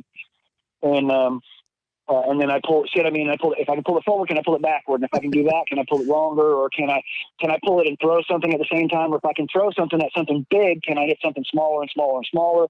Or can I hit it from further away? Or can I hit it while it's moving? Or can I hit, you see what I mean? Like it's all progression of each of those skills. And then it's all combinations of skills. Like, okay, can I hold this 200-pound log on my shoulder while I throw a burning target in the air and hit it with an axe? Yes, I can. And if I can do that, then where's the next? You see what I mean? Like it looks bizarre. It looks like I just literally go out and like take some LSD and like just make up the craziest thing from day to day. But really, if you were to be able to look at the entire backlog of things, and I want to say that because people are going to say, you know, oh, this guy, you know, is just really freakishly phenomenally gifted. Okay. Yeah, in some ways, but everybody's got gifts and everybody's got drawbacks. And a lot of the things I do today, I was not good at the first day I walked in the door. So, like, endurance was horrible for me to do. Horrible. It was the worst thing ever. You know, most 300-pound guys, it's just the most horrible thing ever. And because of the car accidents and stuff I had, I just literally, like, woke up as a fat kid out of body cast as a kid. And, like, my endurance was just gone, which is horrible. I was pretty strong, but didn't have that, so I had to learn that, and I had to learn to run better, and I had to learn the flexibility wasn't natural to start with, and accuracy was terrible to start with. And I said that to say progressive building of these blocks allows you to do some amazing things if you just don't quit. Like, that's one of the big messages I try to get to the average person. And also amongst us as weightlifters, one of the things I talk about is like, we all think we're bad to the bone until you test it. You know what I'm saying? Like, we all think we're like stupid tough about absolutely everything. And like, I can lift this, therefore I can lift that. No, not necessarily, Skipper. Right. Not, you know, well, and I'll tell you what taught me some of those lessons. Okay. Is like so I did a little fighting. I did some martial arts. I sort of got in Taekwondo as a kid for rehab after a car accident, but later on I picked it up again in my adult life and in the early days of the UFC. And if you can't tell by now, I'm one of those guys who like sees something as a challenge and be like, yep, I got to do that. Mm-hmm. And then my wife says the most dangerous thing I ever say is, let me ask you a question. Can I, like, that's, if I ask that means I've already thought through, I'm about to try this thing. So usually that ends up with something on fire or bleeding or whatever. But it is what it is. So we all think we're tough, okay? And you can be the biggest, baddest, strongest guy on the planet. And if you don't know what you're doing as a fighter, you'll be dangerous for about 60 seconds. Mm-hmm. And then you're really, really, really not dangerous at all because you won't know how to protect yourself. You won't know how to relax. You won't know how to, see what I mean? There are so many things we think we have skill. And then one of the reasons you see me do such a wide variety of feats is I want to find out what I really, really can do. I don't want to subjectively think, okay, because I can lift this, I can lift that. Because if you've ever done this, okay, we'll probably all know some guys who are really good stone lifters who aren't great barbell deadlifters, and the really great barbell deadlifters who aren't great stone lifters. Yep. And they do play and help each other, but until you try one or the other, you may not. You don't know that. You see what I mean? You don't know how good you are. The flip side of that is you can, when you know you have a deficiency at something, you can get much better at it, and you can do some amazing stuff. Like I'm doing stuff today. If you'd asked me 10, 20 years ago, I would have thought nobody, that's not possible, or no, you can't, unless you're just a freak gifted at something. But it really is if you just learn to train and learn to give yourself time to practice and play with it and have fun with things, and and your wife doesn't throw you out for lighting the backyard on fire. And that's what I was going to say. One of my personal favorite things you've ever done is you were doing an extremely heavy yoke walk. You might remember the weight of it. And it sticks out to me so much because you're, of course, wearing the Massenomics blue lift shirt while you're doing it. Yeah. And it was flaming. And by the, it starts off, I think maybe you had to make a couple runs at because it was an extremely heavy yoke. I can't remember how much it was, but by the end of it, it's just that, your entire yard was flaming. Yeah. The yoke was 1,000 pounds, but the really hard part is that, okay, so I had 1,000 pounds on the yoke, but I was actually dragging a 150 pound tire. Yeah, right. That's what it was. Yes. Which is what was just killing me. It was murdering. Like it made me take several trips, and just for the visual fun of the whole thing, I had lit the yoke on fire. Yeah. Well, it also happened to be during a pretty dry moment. So there's the whole yard was black, dripping off the end of the yoke. And by the end of this, when the video is all sped up together, and I've got 3 or 4 attempts it takes to get the yoke as far as I wanted to go, it literally looks like I lit the whole world on fire. Like the whole yard's black, scorched earth. Yeah, I remember when you filmed that video, Tanner's like, "Oh, you got to see this," and we're like, "Whoa, that's crazy!" He's like, "No, wait," and then it just kept more and more fire. Yeah, because the fire just exponentially gets stupider and stupider. You're like, Jesus, what did he do? I didn't even... and it just happened to be it was a perfect storm of dry grass and dripping fire off that thing. And it took me a second to get, because I'd have to hit the yoke and get a few feet and just go again. Hit the yoke and get a few feet and go again. And dragging that tire was just murdering me with a yoke that heavy. And but it made a great video. So yeah, it was a great video. We love it. We there's no way we're going to get to everything we wanted to talk to you about. We might have to have you on again, but there was one other thing I was going to mention. You did have a scene on America's Got Talent. I don't know if we ever mentioned that that's worth noting. We got to say that. And then also the one thing I was wondering is there a competition that would ever come up that would pique your interest enough to be say it was some strongman competition? Could you ever see yourself doing something like that, or do you just not really have interest in that? Would you rather, okay. So for me, competition is a little bit you ever been around somebody who played football for a long time and they always feel man, I'd like to go back and try one more season, kind of I'm saying? Mm-hmm. Occasionally it crosses my mind to do a powerlifting competition or to do a strongman competition or whatever. But honest to God, the last few ones I did, I was so wrapped up with life and the other stuff I was doing. Okay, I went to the WNPF World Championships on 2 weeks notice. And the last strongman I did, I found out about it a week before and just went and did it. I just didn't, it does. But honestly, I'm so wrapped up in competing against myself and breaking my own and in breaking ground on what's possible. I've got ideas of things that are combine a more normal competitive element of what other people do as sport, but combine them into multiple things wrapped up in one day. I have ideas about doing a super heavy lift in a much more conventional way than I normally do it, and then adding a marathon to it, or adding a rowing of 26 miles, or riding a bike 100 miles, or something. You see what I mean? Something along the lines of. Right. that. I have an idea. Nobody's ever done this that I know of, is to do 50 feet of strength in one day, which would be pretty crazy. And then I actually have another crazy idea that a really, really nutcase one. This is the next one I really want to pull off. Is I want to hold a motorcycle ramp while somebody jumps a motorcycle over it. I like the sound of that. That one has the shock factor to it. Yeah. For me, I don't know. It'd have to be, I mean, as far as just regular competition, I don't know. Plus, I honestly don't know that I would want to, step back and specialize long enough to really, you know what I'm saying? Like to really go, maybe, it's one of those things where you never know. And if something really hammers my interest and I get these ideas in the back of my head and they just won't go away. Well, if that happens, then you'll see me do something or do, whatever. It would be a good thing for business wise for me, just because so many of the people who know me today, they always ask me that question. Why don't you compete in powerlifting? Why don't you compete strongman? I did that. Yeah. I did that already, but it just happened because it happened before the internet, because you're not old enough to know that there was a time prior to the internet when you couldn't just access information and things had to be, you know what I'm saying? It wasn't like that. I'm 46. I was competing at 14 years old. That's 32 years ago. Right. And then competed, and I did the early strongman contest. I did one of the first strongman contests in America, opposed to when the original World's Strongest Man fell apart and moved to Europe, and then when they first started to revive it, and I was the first state chairman for NASS in Florida. And so most of the kids today are like, man, you should compete. I'm like, dude, I did, but it's before, it's back when the hieroglyphics were going on and you had to speak to your neighbors in person and you couldn't, okay. So the America's Got Talent thing, that actually is kind of funny. I think it's funny anyway, and actually that's probably a good one. That's a signature feat for me, the feat that got featured on that. So what happened was this, America's Got Talent actually called my buddy, Dennis Rogers, and Dennis is the most successful professional performing strongman ever. He's done more appearances than anybody. He's been on TV more than anybody.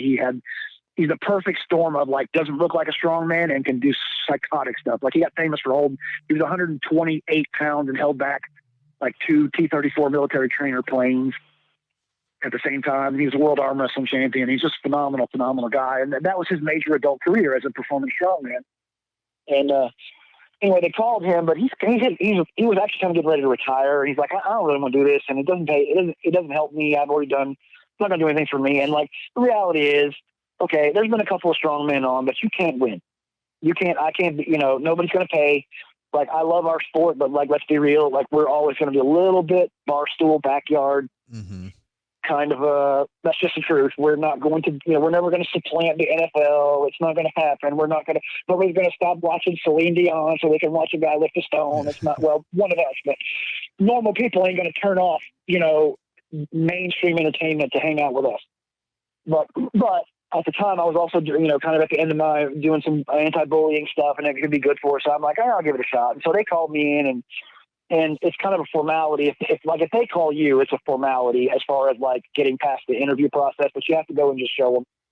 Anyway, so I went and did that, and then I went to the live thing in LA, and the whole thing is a way different thing than you think it is. It's you got to remember this is a TV show, not a competition, really. Right. Mm-hmm. Right. So they're picking and choosing who they want, and they're moving things along as they want or whatever. So I spent 3 days in LA. Did the live show, performed on the live show, got 4 unanimous yes votes, including Simon Cowell.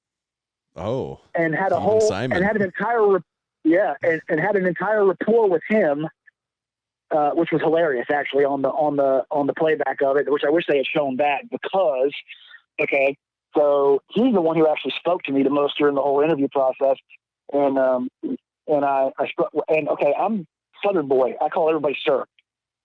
So I answered and said, yes, sir. And this, that guy, and he's like, dude, don't call me sir.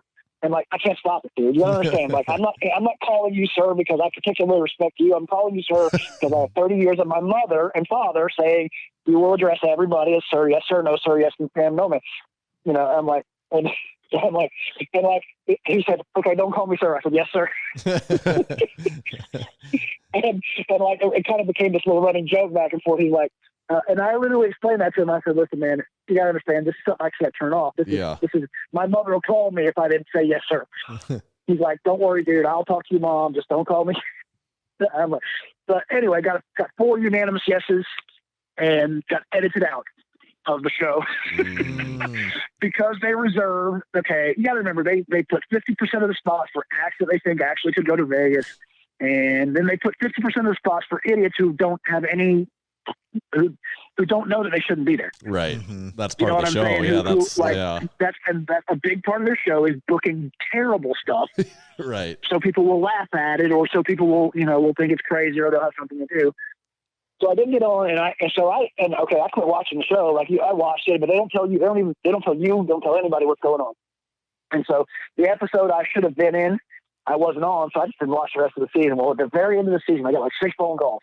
It's the finale of the show, and they're like, dude, you're on show, you're on TV, you're on TV. I'm like, what are you talking about? He's like, you're on American Got Talent. What are you talking about? So go back, and we missed it. I wasn't even there. I wasn't home or whatever. Yeah. And I go back and look it up, and the feat I did is I got 4 of the judges. Well, I got Nick Cannon and 3 of the judges, Heidi Klum, Mel B, and Howie Mandel. I put a bar on my shoulders, and I got all 4 of them to grab the bar, and I picked all 4 of them up at the same time and spun around with them. So with their body weights and the bar, it was 600 pounds that I spun around with them about 3 or 4 times and put them down as part of the show. And they pulled off a 2-second clip and replayed it a couple of times as part of Nick Cannon's wildest moments of the year. And the whole thing. Now, Mel B just about busted my eardrum. Because the way I had it set is she was to my left and Heidi Klum was to my right, and then on the outside was Nick Cannon, and on the outside was Howie Mandel, because that kind of balances things. Puts the guys, they're about the same body weight, puts them on the outside. The girl puts them about the same body weight on the inside. But when I picked them up and started to spin, you remember she's a professional vocalist. Well, she's about 6 inches from my ear. Yeah. And she screamed. And I'm telling you, like straight up, like for like 30 seconds, could not hear out of my left ear because, like, it was insane. It was just, and it was a wild experience where you go and meet all these people, and like Heidi Klum was super freaking cool, like down to like super almost normalish. Like I didn't even, and like I'm not real celebrity-ish, so I didn't hardly even I walked by her and didn't even know where it was. Yeah. But it was cool. It was one of those things, and one of those, kind of little TV moments that is a bizarre afterthought in the life that I'm living. Yeah. But a fun little thing. So. All right, Bud, we have this game we like to play with every guest that we have on. It's called Overrated or Underrated. And I don't know if you're familiar with it, but we've got a small series of topics that we handpick for you. And we'll go through them, and you just got to decide if they're overrated or underrated, and you can elaborate on that as much as you want to, or you can just give a straight answer. Whatever you want to do, you answer it however you want to, but you do have to decide overrated or underrated. You don't get to ride the line in between, so that's where it gets challenging sometimes. Okay, so if you're ready here, topic number 1, overrated or underrated, and this is for the man that lives an unconventional life, an unconventional lifestyle. The topic is conventional deadlifts. Overrated. only because you need to find the deadlift that fits your body type. So I would rather you deadlift, like it was kind of like I said before, it doesn't really matter so much which press you do. If you build up to a big 1-arm press or 2-arm barbell press or bench press or incline press or dips, you're still going to have a big, powerful upper body. If you do stiff-legged deadlifts or rack pulls or stone lifts or conventional deadlifts or sumo deadlifts, if you get up to a big pull and you do the one that fits your body best, you're still going to be as muscular as possible. And I have a real issue with people saying you have to do this lift this way. There are hundreds of body types. And sometimes what they do is they confine people to, you got to do this lift. If you're not doing this lift, you're doing it the wrong way. You're evil. You're an infidel. Your taxes are going to go up. Your neighbors are going to hate you. And what they do is they stick people with a movement that actually hurts them when they could get the same benefit out of a similar movement that worked in a better range of motion or a better leverage for that particular person and get the same muscular benefit in the real world without the damage. For my money, for that particular way of looking at it, that's overrated. All right, that's good. Yeah, that all makes sense to me. Yeah. Topic number 2, overrated or underrated, training outdoors. Underrated. Bizarrely underrated. And then you guys knew that I was going to answer that way. Well, I kind of figured that one would be that way. That was that's low hanging fruit, bro. That's not even, I love it. I absolutely love it. I'll tell you why. You're breathing better air. I think we don't spend near enough time as humans outside. We're not free enough to move. And like for me, dude, nobody's going to let me go into Globo Gym and light it on fire while I throw stuff at. I think there's actually science about that as far as like the air and the sunshine and the grounding. Like you see people seem to be training barefoot all the time, and they give me crap about it all the time because camera angles always makes it look like I drop things like next to my toe. I really am. I'm much smarter than that. I promise. I'm an absolute wild man. Don't get me wrong. I will do some reckless things, but I'm not stupid about where I put my feet or where I drop things. You know what I'm saying? Like I'm paying attention. I do think there's legitimate science to that actually go to being barefoot and the grounding. I also think you're so much better off to reacting to the elements of heat, cold, wet, dry, uneven ground as far as strengthening the feet and that kind of thing, as far as just general body and livelihood toughness and like an actual a vital type humanity. I think we're much better off to train outside, but at least as much as is conveniently possible. Yeah. Awesome. Okay. Topic number 3. This is something that you do and it's a topic because not only because that you do it, but it's also become recently much more extremely popular amongst the general population. So overrated or underrated hatchet throwing? What's hatchet throwing? Yeah, hatchet throwing. Actually, I would actually probably ride the line on this one, but I'm going to say it's I'm going to say it's underrated. Now, I would have ridden the line because I think throwing itself is underrated. I think it's a very primal skill, and because axe and hatchet throwing has become popular, it's an easy way for us to reaccess those roots as humans. Those are like being able to throw things, being able to shoot things. We wouldn't be alive today. We wouldn't have survived the time period of actually living with wild animals and that kind of thing, or warring tribes if we didn't have that skill. I think it accesses areas of our brain that we don't do. And throwing, whether light or heavy, is actually one of the best speed training and accuracy training movements that you can do, which, that's new neural pathways for most people. That's brain activation. That's muscular activation in a very different way. Plus, it's just freaking fun, dude. I'm sorry, but there's just something manly about, growing your beard, drinking a beer, and throwing an action stuff. It just Right. is. I mean, and we're lacking in that for sure. So, yeah, it's underrated. All right, good. Okay, your last topic for overrated, underrated. We know you're a Florida man, and you do a lot of different athletic feats. It's questionable whether this particular thing is athletic or not. It's a little ways down the road from you in Florida, but overrated or underrated, the Daytona 500.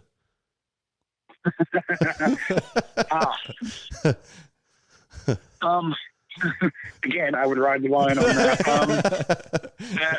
I straight would, only because I have a close friend who races cars, but he races small track, and that's actually awesome. For me personally, Daytona is a little overrated. But now that's living in Florida. Okay. So right. Daytona, the city is cool, but it's not the beach I would choose to hang out at. And I'm not 20, so I'm not looking for, spring break girls and that kind of thing. The race itself is awesome. Don't get me wrong.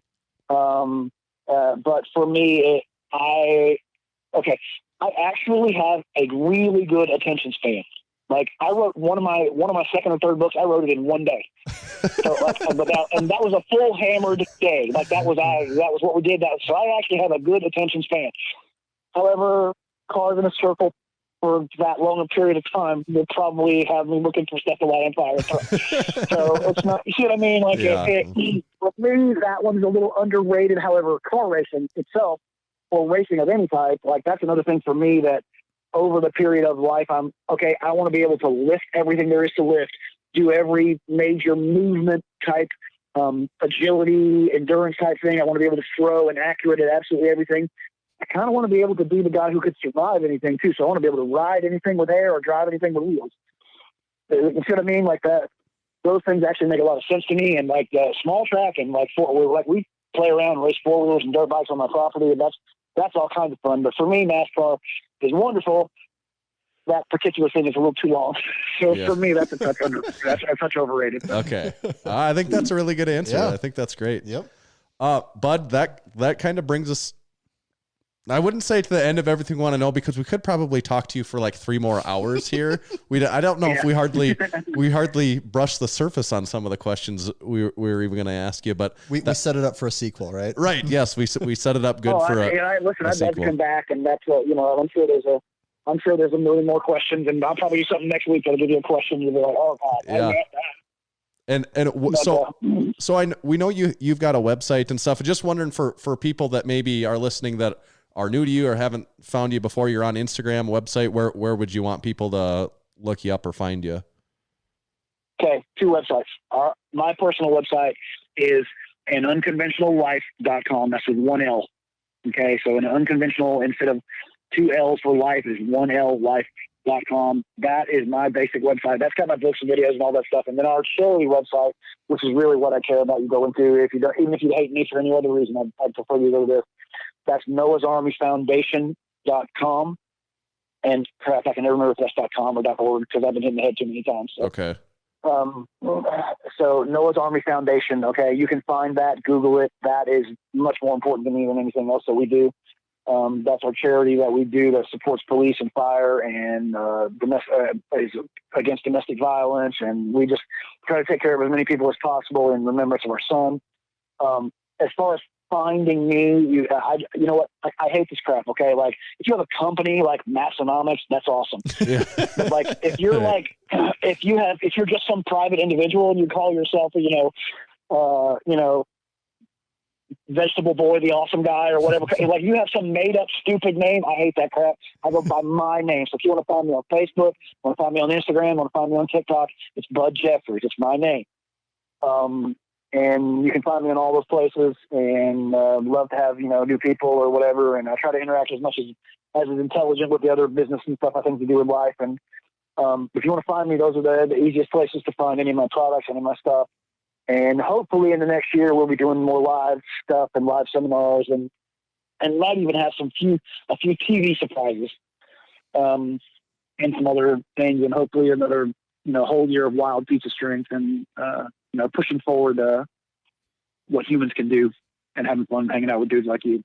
Awesome. We're definitely looking forward to that. One rapid fire question: is Bud your real name? No, it's not. Okay. You don't have to disclose it. So I will just, I don't care. Dude, I'm not that guy. Yeah. I'm not that guy. If you got a problem with me, I'm easy to find. I'm not that. It's not that. And you're not going to do anything with me. My actual legitimate, my legal name is William. Okay. But I like Bud. Literally, no one on the planet calls me William. Not my mother. Not any, and has not since I was able to learn. Literally since I was a baby. They gave me that nickname because I had a grandfather on either side of my family that went by Bud, and they started calling me Bud. And I literally, all through high school, I never wrote my legal name. My first bank account didn't have my legal name. That's so, good. For all intents and purposes, I'm Bud. I just, my one government name is William. So that's okay. All right. Well, thank you, William, for being on the show. We appreciate it. Thanks a lot, Bud. Yeah. If you realize if you call me and say that, I'll be like, "Who are you? And where did you come from?" And that kind of Yeah. Okay. If you call my mother and ask for William, she'll be like, "Who are you talking to?" Yeah. All right. Well, we appreciate it. We'll stay in touch. All right, man. Thanks, Dad. Just tell me when you want to do it again. We'll hang out and do some cool stuff. And I'll see. Maybe I'll do a live feed on the. I don't know how it would translate on the phone. I'll do a live feed on the phone. We'll figure something out. I'll talk you through it. Yeah. Thanks, Bud. All right. Thanks, guys. Appreciate it. Have a good night. Yep. You too. Bud Jeffries. The one and only Bud William Jeffries.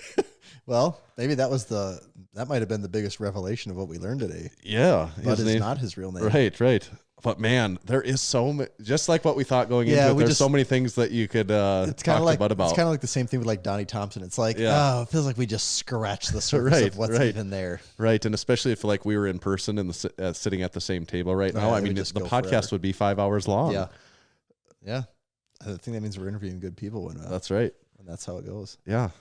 Well, if I could give that podcast 2 words I would just say cool beans.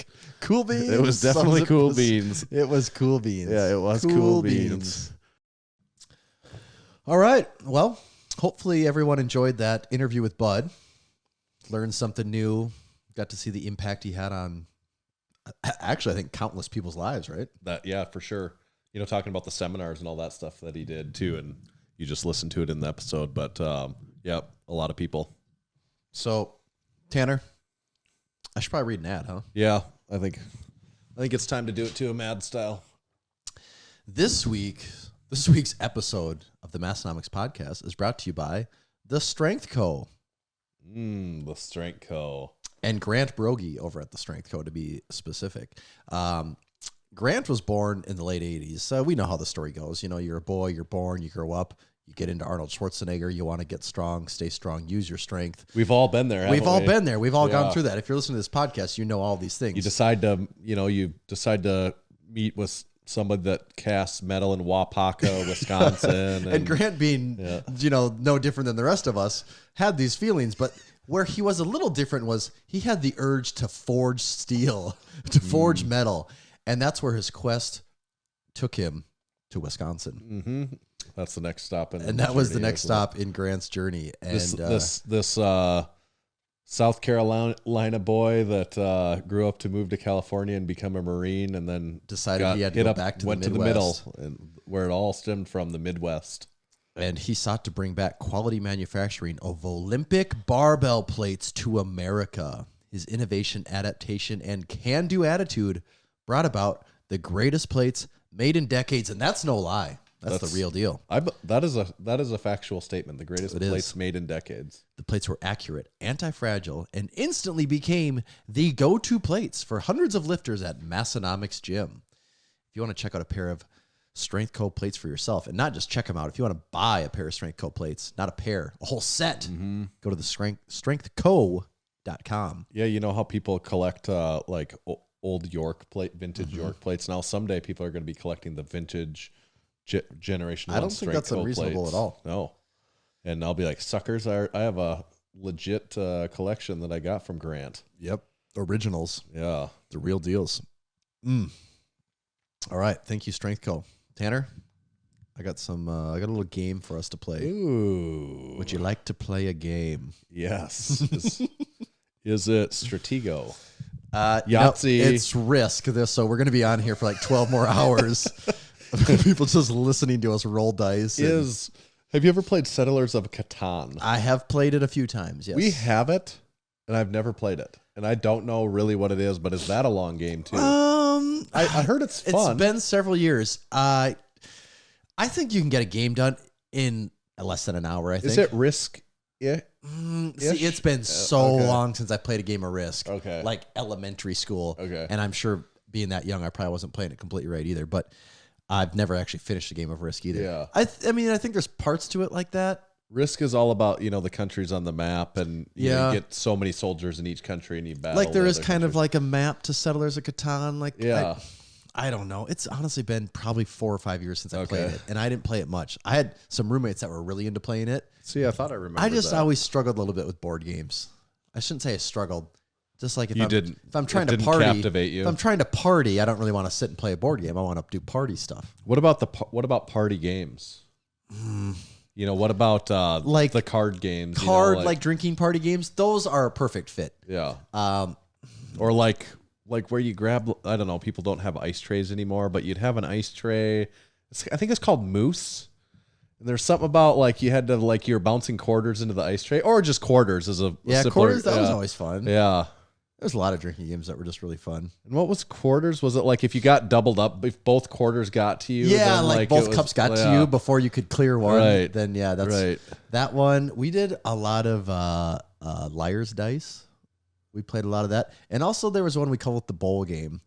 And I've played the bowl game at your house That one before. was one of the... There's not a lot of games that get people's attention and put them in suspense like the bowl game. Yeah, you should explain that, actually. Okay, so you just basically what you do is... It's like all good drinking games. You're at a table. You need to be sitting at a table with like 8 to 10 people. Yeah. And all those 8 to 10 people are there to drink. And so there's a a bowl you put in the middle of the table, typically just like a regular like household cereal bowl, you know, your soup bowl, something pretty standard like that. And everyone pours a little bit of their beverage in the bowl. In COVID times, this game might have a little bit of a different flair to it, but I'll still explain it. Everybody Like, pours a little bit of their COVID into the bowl. So what you would do is everyone would pour a little bit of their drink. Now, if everyone's drinking light beers, that's not a big deal. But when some usually people have, not everyone's always drinking the same thing. There's someone that someone's got a Smirnoff. and someone's got a little mixie of some kind. There's a few different things. So now all of a sudden you have this cornucopia of beer and liquor happening in this bowl. Yeah. And depending on how crazy people want to be, it could be full to very different levels. It depends. You know, it's a dangerous game because it could be you the one having to drink it. So and that is the thing is that this bowl is going to get drank by someone before the game's over or when the game is over. So what happens is everyone puts their finger on the bowl. So if there's 8 of us, the starting number is 8. Yeah. So I'm going to count down from 3. 3, 2, 1. And so someone is like it or whatever. Well, so you start with the one person starts the game. Yeah. So everyone starts with their finger on the bowl. Yeah. And you count down from 3. So I say 3, 2, 1. And then right away, I say a number. Okay. And so as soon as I say 1, everyone at the same time has the option to take their finger off or leave it on. Yes. It's totally up to you what you want to do. And all I'm going to do is after I say 1, I'm going to say a number that I think is going to be the number of fingers left on the bowl. Right, so if I if I have my finger on the bowl and I go 3, 2, 1, 5, and everyone pulls their fingers away and there's only 1 finger left, I stay on. Yeah. But if I say 3, 2, 1, 6, and there's 6 fingers left, I get You're out. done. I'm done. Yeah. I get to just sit and watch everyone else play. Yeah. So now because I'm out, there's 7 people left. So now there's 7 fingers on the bowl, and the next person goes 3, 2, 1, and they say their number, whatever they think there's gonna be for fingers, and you keep going around and around and around. I believe some people call the game fingers. We learned it in Minnesota is where I learned it, but and I think maybe that's. I don't know. It seems to be more popular there, but we called it the bowl game, and we had a lot of fun times playing that game together. Yeah, it is kind of a dirty, nasty little game. It is a dirty, nasty. Really, little all game. the games kind of are. Most drinking games are. Yeah, they kind of are. Especially when you're talking bounce around these quarters that fall all over, and then and things are falling on the floor. Actually, beer pong, the classic one. People quit playing that a long time ago. Or I feel like that's how I always played it. Yeah. Is the dirt? I feel like people started putting water in the cups, didn't they? But at that point, it's not. It really takes away from the drinking aspect of it. That's what made that the drinking game is. You had to drink what was ever in that cup. Yep. Because when you leave it, and I get it, it is really gross when you'd go to some of these house parties and these balls are on the ground, and then people are putting their fingers. Just the ball would go on the ground, then in your cup, and you got to drink it, and people are putting their fingers in the cups and all that. Right. So then it switches to water, and then everyone just has their beer to the like, side. oh, drink. But now it's like the honor system. Yeah, it is. Because it is a much different game when you have this cup in your hand. You're like, you have to down this, and then oh wait, they just made another one. Now you have to drink that one too. Oh, they just made another one. Now you have like these 3 cups, and if you're playing with water in the cups, you're like, oh yeah, here I'll take a little drink. I just took a big drink on that one, and it's like, okay, yeah, it is. And there's definitely people that are playing it to drink, but a lot of people are just playing it because they want to play a game, and like the drinking is. Yeah, it depends on those games, how much you really want to drink and how much you want. Another classic one is Tippy Cup. Tippy Cup is also like the we'd always do. We'd play a lot of Survivor Tippy Cup, where it'd be like, let's say you have a table with like a line of 5 people on each side. Yep. And everyone goes once. Well, if the team loses, they have to vote someone off their team, but they still have to match the number of cups that the other team has. So like if one team, let's say if you start with 5 and 5 and the other team loses 2, well now they only have 3 people, but they still have to drink 5 cups. So that's where those Tippy Cup is a nasty game for whatever the dwelling is that you're being played on. By the end of Tippy Cup, there's beer everywhere. I feel like, didn't we play it like the first Massenomics party? And it's the quickest way to make anything smell like it's the dirtiest old bar. Because the amount of beer getting spilled or liquor getting spilled on the floor is crazy. It's funny that I'm on seasoned enough that even just to like, I'm like, oh yeah, beer pong. I just haven't even played beer pong. There was beer pong tournaments that we would go to all the time. It was really big for a while. Yeah. Yeah, beer pong was a very big, like when I was in college, I think was prime beer pong. I think so too. But everyone played with beer in the cups when there was not until the very end where people started to use water. I remember that switching that's over. Not really beer pong. I remember feeling like I saw that transition happen while I was in college. Yeah. From like the time I entered college to the time I was like graduating, but still had friends in college, it had made a complete switch. I don't know if there was a party I went to for like 4 years where people weren't playing beer pong. Oh, no way. Like that was what you went to a party and like in Yes. the basement, like, and it's not, for some reason it was like 80% of the time is in someone's basement. They had always a table for beer pong. Kevin, Kevin, Yeah. gym member. I don't know if you Yeah. ever saw a picture of his beer pong table that his house had, but they were big Keystone guys. Okay. So they drank enough Keystone they built a table, but it had like they could set cans in it. Right. So they laid the cans down flat. So one way you'd play, the mountains were facing you this way, and then the other way, so they put plexiglass over the top of it, yep. and they painted the Keystone Mountains on the side. Like it was a pretty legit looking table. Yeah. But Yeah, they some of played them a had lot the of beer pong. recessed holes where you could actually Set the cups in. cup, Yep, you know? yep. Yeah. Oh, college drinking days. Yeah. And because if you made it in the same cup, did you have to like send them back? And Yeah, if you made like two in the same cup. Yeah. Yeah. Or if you just both made Would that them. be worth three? If you both made them, then you got the balls back. Yeah, But right. if you both made them in the same cup, wasn't it worth like 3 cups or something like that? It's crazy that it's been this long since I played that I can't remember how that goes. Usually pretty drunk at the time. Too. Yeah. There's always like the one guy that knows all the rules, so you don't really Yeah. worry about it. But we are going to play a game ourselves though, Tanner. That's where this all started. Yeah. And that game is Tanner Explains the Midwest. All right. Do you remember how to play this, Tanner? You have to use your wit and cunning to answer these questions. And my general Midwestern Your general Midwestern knowledge. It gets put to the test here. First question, Tanner. Explain the phrase knee high by the 4th of July. I am very well equipped to explain knee high by the 4th of July. Knee high by the 4th of July is referring to corn. So great segue. This is also a doubles as an agronomy segment here. Perfect. Talking about the height of the corn being up to your knees by the 4th of July, which is actually a very antiquated saying. You know, like oftentimes very antiquated. by the 4th of July, the corn will be head high at this point in time. You know, just Or more even. yeah, with the advances of seed technology, farming technology in general, like if your corn is only knee high by 4th of July, at least around here, that would be a very poor stand of corn generally. Like it'd be Like you're probably wondering in if you're- trouble. Yeah, I mean, you're going to be collecting crop insurance likely at that point if that's all that you've got. Or maybe it was wet and you had to plant very late and, you know, maybe there's still hope, but it's not what you want. I'll say that at least. But that was a marker at one point in time. But it also in our area, it wouldn't be uncommon for 50 years ago for someone to raise like 50 bushel corn and that be considered good.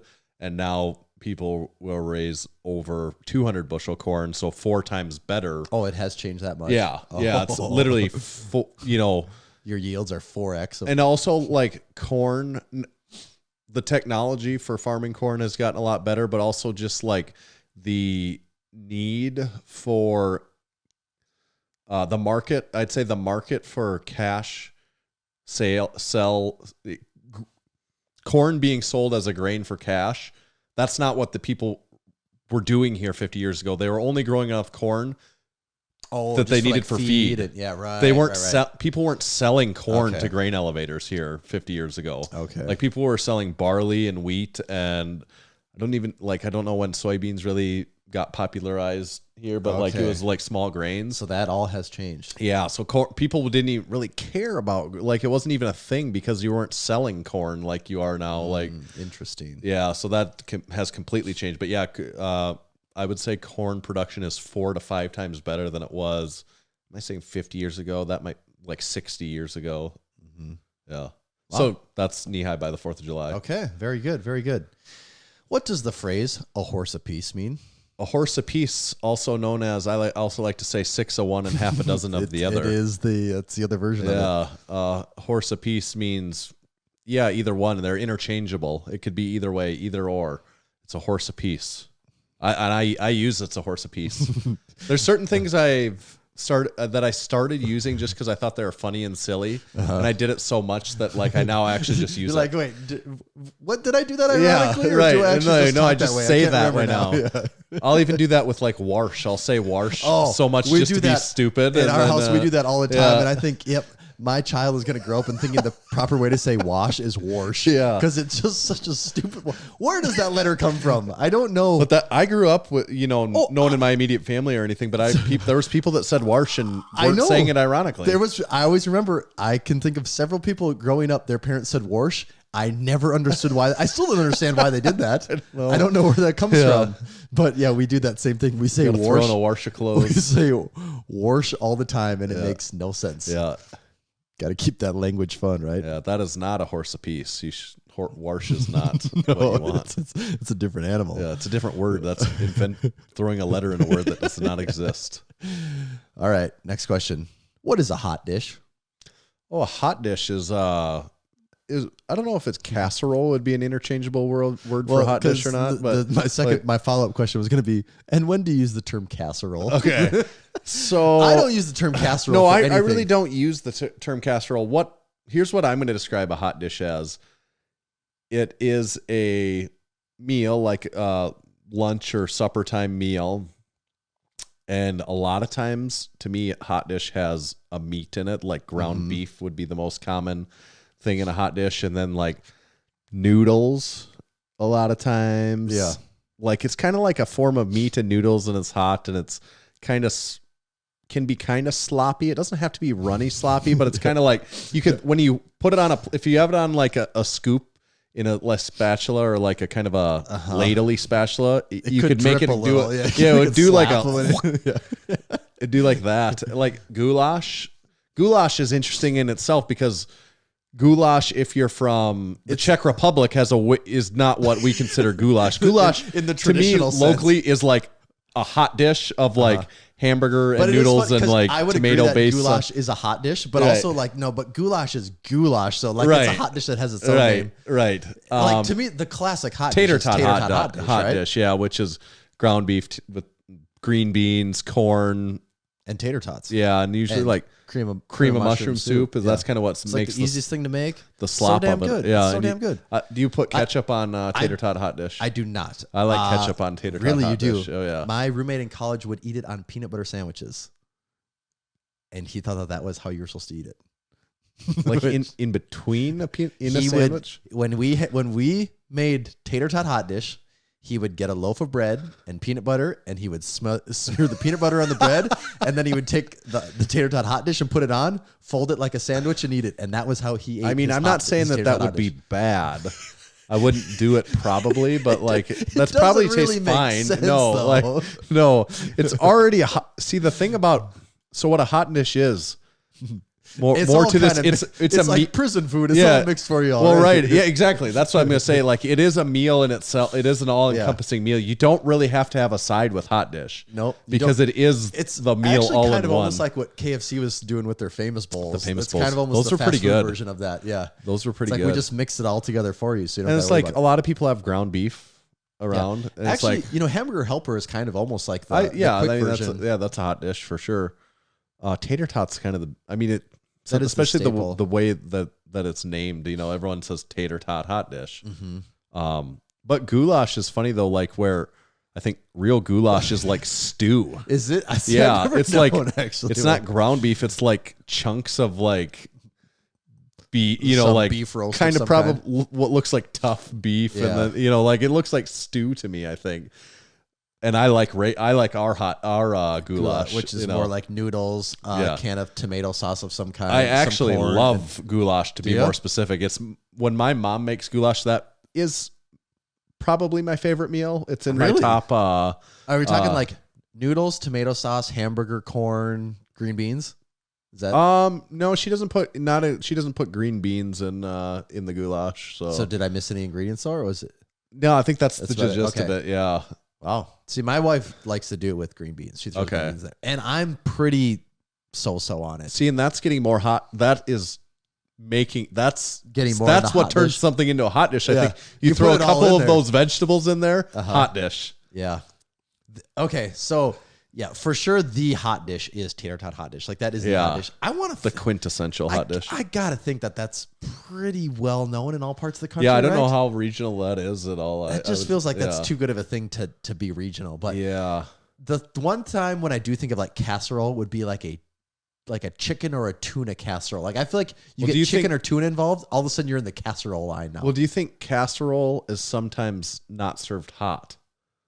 Is at it? all? I mean, like, could something be a casserole and be cold? Oh, can't people do kind of almost like a salad type Right. casserole thing? Yeah. Right, because that's a Green distinction. bean casserole is actually the classic there. Right. But that's warm. But that is always Right. a side. Green bean casserole. Right.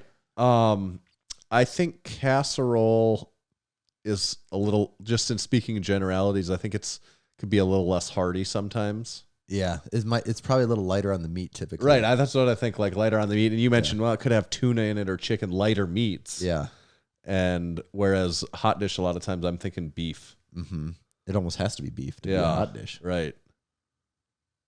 Casserole. But I do think a casserole could be served cold. And obviously in the name, a hot dish could never, you could have. It wouldn't be allowed. That's not how that works. That's not a hot dish. It's not hot.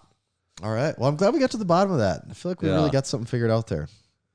Okay. Last question. You could say this is for all the marbles, Tanner. I'm familiar with that concept. What is the Menards bag sale?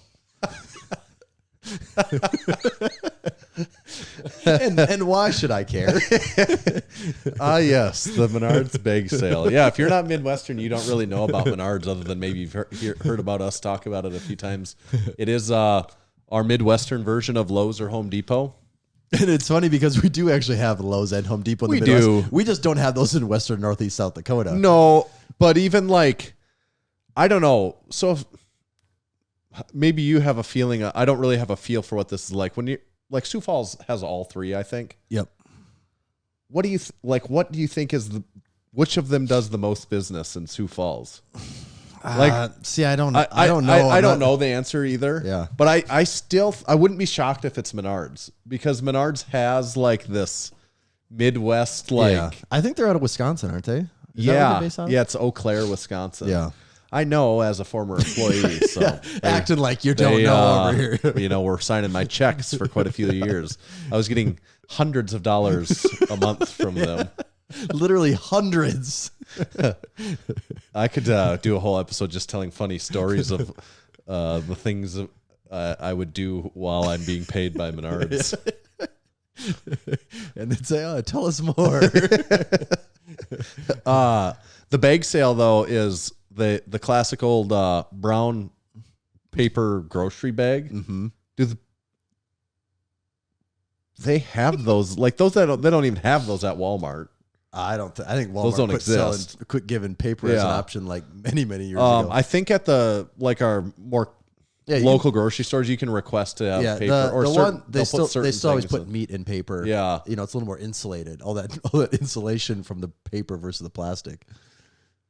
Paper must be more expensive. I think it's way more expensive. Yeah, but isn't it better? Like environmentally, it's got to be better, right? It's more recyclable. Probably, I would than imagine. the plastic bag, I'm sure, right? You would think. Where are all those plastic bags? In the ocean. But like, isn't it going to get full?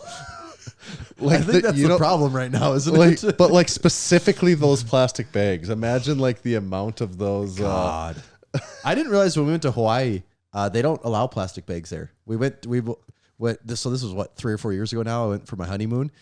We went to Walmart, stocked up on groceries, and they're like, "Yeah, we don't have bags." So I didn't have anything to put them in. So there were some people there that had boxes that gave us boxes. Which, hey, yeah, their livelihood depends way more on the ocean being good than ours. To be just frank, I'm not the most like environmentally conscious person. It's not like at the top of my mind. But if they said we're going to get rid of those plastic bags, I'd be pretty understanding of that. I'd be like, God, yeah. I'd be like, yeah, we probably should get rid of those. Like, the more you think about it, it's like just these single-use bags. So many, that get used for like a total of 5 minutes, and then they're straight in the garbage again. Yeah. But so the bag sale at Menards, they use the classic brown paper bag, and anything you can fit in the bag is a certain percentage off. I'm for some reason I'm thinking it's 11, but they always have the 11% rebate sale. So I'm just brainwashed that everything from them is 11%. When I brought up my research here, all the bags that I was seeing had 15% off. Okay, 15%, yeah. And it makes sense that it has to be better than the 11% rebate sale. Menards, for people that don't know, Menards also has a rebate that goes on basically 365 days at least a year. 50% of the days of the year. Where it's 11% off anything. in the form of a rebate. Yeah, yes, in the form. Yeah, Yeah, so you have to in-store credit. mail in the rebate, and you get the in-store credit rebate check back. And just to like show how ingrained that is in people, I live in a newer house, so fortunately I don't have to do much for home improvement projects. So my Menards money I spend at Menards on a monthly basis is pretty low. When I go in and spend $50, I'm not worried about filling out a rebate form for $5. Right.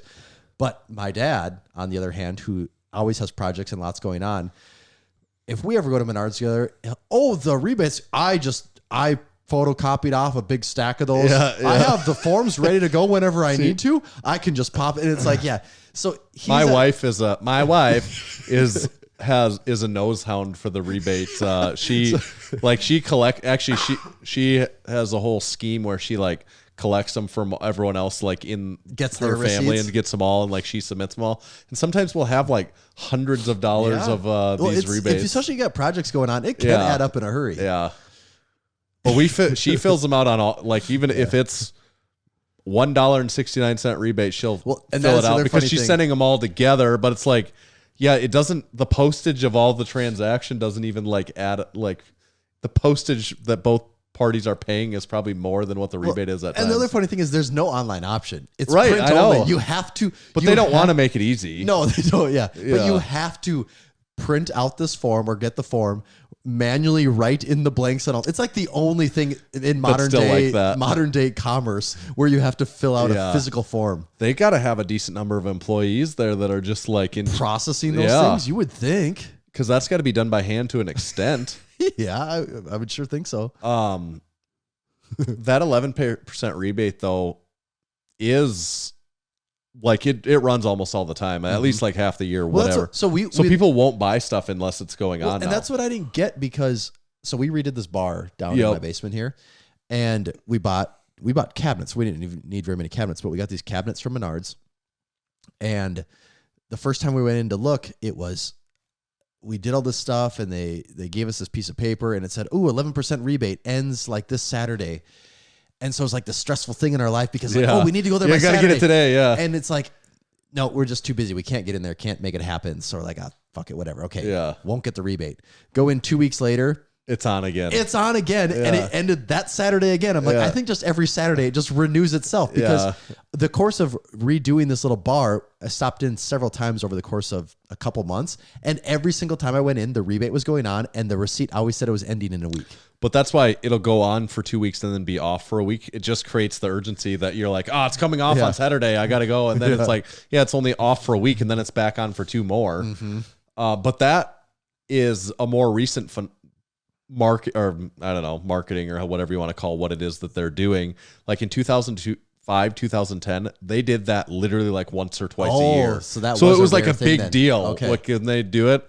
And apparently they got like punch drunk off of this the 11% The rebate sales sales that it just tactic was- turned into like that's their new pricing structure. It is. It wasn't their pricing structure then because that was just like a once or twice a year thing. Yeah, because now it's unusual to go into the store and there's not the banner on the front that says 11% rebate on everything Right. in the store. It's also funny, like that's a pretty big corporation. It's obviously not Lowe's or Home Depot. Lowe's or Home Depot, they don't do like I'm not sure. They don't have like bag sales or these 11% rebate. Like that has way Well, more of a it's- small town 100%. hardware store feel to those, and that's probably what they're trying to. Yeah, and so I don't know if we Portray made by it the- clear enough. The bag sale is you get a brown bag, Yeah. 15% off. Anything you fit in the bag, you get 15% off on it. Right. But the trick is, and I think this came up in the Discord a while ago, if you find the right cashier, stuff that's even bigger than what would fit in the bag, they will still be like, yeah, because It's all going on the same ticket. yeah, here, right, so- right. They'll be like, we'll scan it in 15% off. Sounds good. Okay. Tanner, Did you ever see the show Supermarket Sweeps? Or Supermarket I've seen it Sweep? on. Or I've Supermarket- never. I remember it being like back in the day, Yes, like in the that's- 90s. yeah. They have versions of it like today still. Oh, okay. I didn't know there was new I remember versions. versions of. Yeah, I do remember it then, where it was like, oh, these people are going crazy in this grocery And store. they'd always go like, because idea was like, I don't know, there was a game show through it, but at the end, like the final part of the game show is you ran through the grocery store and got as high a dollar amount as you possibly could into your grocery cart and like back to the checkout in time. God, nowadays that'd be so easy. You just go to the meat section. Well, and that they would like they'd be loading up like these 10 pound, like they'd be filling the carts. Like it was always like the same 5 products that people would go for. And part of it was like the meat section. And then there was, I can't remember the other things. Did they have like a printer toner section where people would just unload boxes? No, but that would be the thing, wouldn't it? Yeah. But they would always be like these frozen hams or whatever that they'd always be over there getting. Gotta have those hams. Yeah. Oh yeah.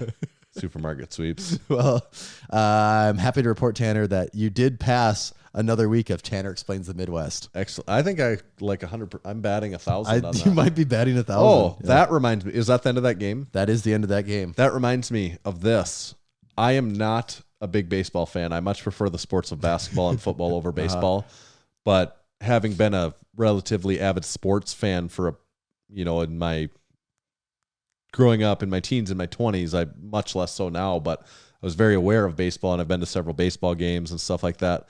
So they just had the Hall of Fame voting. And this was Barry Bonds' last chance to get voted in. You can only be on the ticket for so long, right? And they didn't vote him in. What is his... You only get so many years on the ballot. Okay, but you can say, wasn't there still like technically another way he could get in? There is some other thing. Others. Yeah.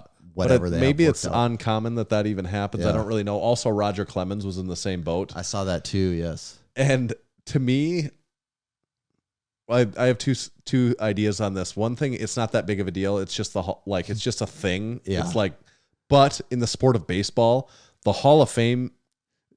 That's like the most important Hall of Fame out of all the sports. Yeah, the thing is that's throwing me off is I don't really care about baseball, so it's easy for me to say it doesn't matter. But to me, I feel like, to me personally, it's a bit of a travesty that Barry Bonds is not in the Hall of Fame because it is a museum about the sport of baseball.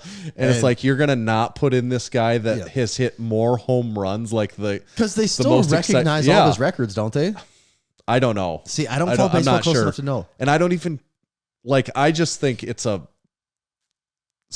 idiotic for it, to even say that he's not in the Hall of Fame. I'm like, that is so stupid. It's purely just because of the steroid thing, Yeah, right? it is, I guess. But if they're still, I guess my question would be, are they recognizing his records still? If they're recognizing his records, then they're like, okay, we want these numbers, but we don't want to talk about why these numbers exist. They call it the steroid era.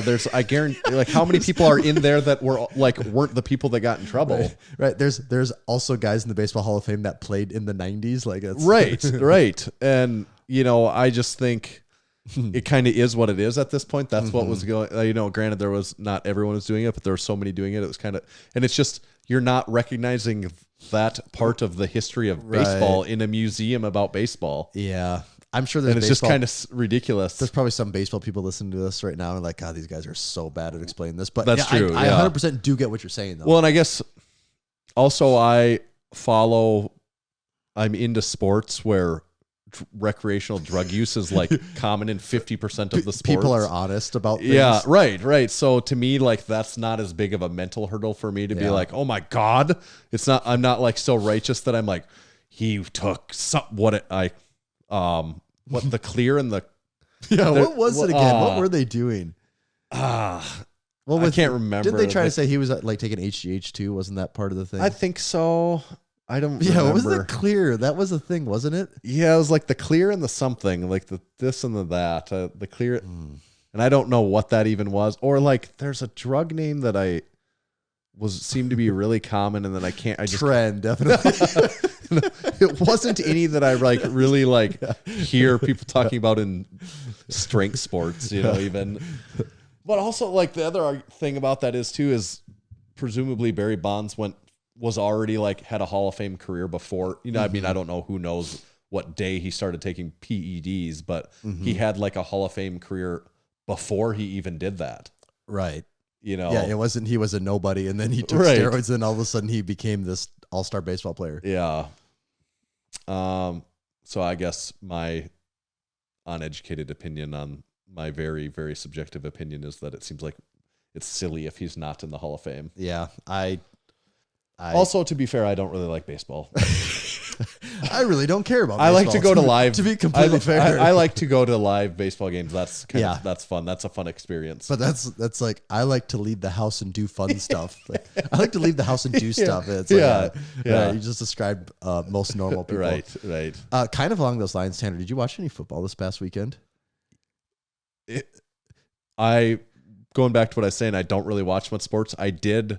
My son is very into football, so because of that, we caught like a little bit of all the games except for I didn't see the Bengals. Okay. One, but it may be the wildest weekend of football that I've ever seen. Like, and I'm sure everyone's saying that. I haven't talked to anyone about it. And I think that's kind of the consensus. I haven't talked to anyone about this either, but I am a casual sports fan in the way that, like, during the regular season, I kind of sort of pay attention to where people are sitting. Yeah. I don't invest hardly any of my time in it. I don't care much, but like playoffs are always fun to watch because that's when you really see what people are made of. Like that's when you really see people at their peak performance doing crazy stuff and like stepping up to the plate. And so I get excited around playoff time to watch things happen.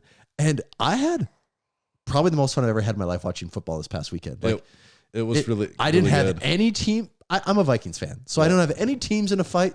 I don't care what happens to any of the games. I can just purely watch as a fan. And I was very entertained this whole weekend. And that Chiefs-Bills game was absolutely insane. Like that was the cornerstone game. That was one where you really do, and I get that that's the rules, but that is one where you just really get into like, what? I feel like the system cheated all of us. Yeah, like, right. we want more, and it's like, nope, we're putting it into it's this. over. Yeah, yeah. I probably hadn't. If it wasn't for my son, I probably wouldn't have watched any of them. But because he's into it, it makes it way more exciting for me and makes it more fun for me. And I've always been a Buccaneers fan, but like I said, I kind of quit. It's not really fair for me to any longer say that because I don't really pay enough attention. But he's a Buccaneers fan, because I kind of, or I was or am. Although I do not. To be fair, I don't pay attention. But so we watched all of that game, and that was really disappointing. Like that caught myself getting back into my old habits where I actually do get into it. And then when that game over, I literally said, I'm like, this is why I don't watch this anymore because now I'm mad. Like now I'm pissed off. And like, why am I like, I don't want to do like, why am I even invested in this? Why does it even matter to me? So we were a little disappointed about that, but that was also a very good game. I did like some of the memes I saw on that though, because the Rams do kind of have like almost like an all-star roster of players that they've picked up over these last couple of years, and it's like it'll be OBJ, Cup, the Cooper receiver, Kupp. Matt Stafford, which whatever, but Donald, Aaron Donald and all these other guys, and like all this to beat a 44-year-old man. I know. It's kind of funny. It is like, I'm not saying it's exactly like that's not their intention in building that team and everything, but it is kind of funny. Yep. But I agree. That was a crazy weekend of football. Yep. That was the craziest I've I feel like if you're a fan of sport, you have to recognize that. Like, hey, there was some pretty impressive performances that happened this weekend and entertaining performances at that. Yeah. Part of it though, like the end of that Bucks Rams game and then like the Bills Chiefs game, the flip side of the coin is like, it seems like the defenses are really bad. Well, it's kind of, like if you don't think about it that way because you see the amazing offensive plays, but I'm like, man, these defensive players, they're getting paid a lot, like why are everyone getting these like 40-yard plays with 2 seconds left? And part of me, like my brain says it's kind of like the NBA thing where it's like, I don't think the defenses are that bad. It's just the offenses are just that so damn good. And the rules also kind of go in the favor of the offensive players. And that's true. Versus the defense. So you do have kind of like 2 strikes against you there. Right. That is true. But you do have a point. I guess the other side, that would be like the 49ers-Packers game where it's like, well, that was like a lackluster game. Right. Like it was close, but that wasn't a really an exciting game. Yeah, it's kind of funny. The measure of a good game is based on good offense, not on good defense. It's way more fun to watch. And maybe this is the common man's take, but it's way more fun to watch a game with a lot of like offensive action than it's a defensive stalemate at 7-7 in the fourth quarter. Yep. Or 6-6 because we got field goal or we got just field goals going on. Like just run play after run play for a gain of 2 and a loss of 1, and they're just grinding it out. Old school football. It's like, fun. Old reliable here. So that's our most in-depth sports take in months. That was quite a bit of that. Yeah. Wow. Yeah. Okay. Well, we always do our Super Bowl bets, Tanner. So we have that coming up soon. We do. Actually,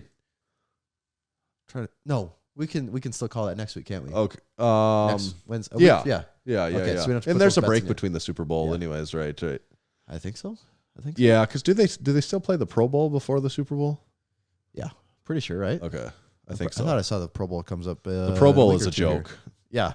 Out of all They could just get rid of that. I think. out of all of the sports, that is the one that that is a the, joke. the Yeah. All-Star game. But means because of nothing. the nature of football is such Well, a yeah, it violent makes- sport, I know. you can't play a half-ass. You shouldn't play a half-ass football game. I don't No. think. You can The most play a exciting half-ass All-Star basketball game, game. is it the NBA or is it the baseball? I I guess think if you're the a baseball fan- one's more meaningful to baseball people, but to me, it's the NBA All-Star game. But Yeah, that one's more. I feel like the more exciting one because the score is always 160 to 180. yeah, but the guys literally don't play defense and stuff, so I know. don't like that. What I like is if they get a year where it's actually a close game, and then some of the top dogs actually are Yeah. taking Well, ownership, that's- and then it turns into a good game in the last 10 I was going minutes. to say it usually is the last Yeah. quarter. If it's close at all, Yeah. then that's when Right. it turns into a game, and you'll get a few possessions of actual Right. real basketball happening. The slam dunk contest, I think, is it's gotten it's watered done. down over yeah, time. I mean, It's it's just there's nothing left. Yeah. It's just all. There's nothing left there to Now do. it feels like it's just kind of marketing hype around it, Yeah. and not much for substance. Yeah. Like there'll be a year where the guy that wins it is really good, but the other people in it aren't doing much. and none of and I get why and stuff, but it's always it's mostly filled with up and comers Yeah, that you it's don't usually really the care rookie, about. Right. second and third. And there year. was a point in time when that wasn't just the case. I mean, when Michael Jordan was doing it, he wasn't that a seasoned veteran, but when it was like Michael Jordan and Dominique Wilkins and stuff, you were getting these are also a couple of the best guys in the NBA at the time too. And that doesn't really happen.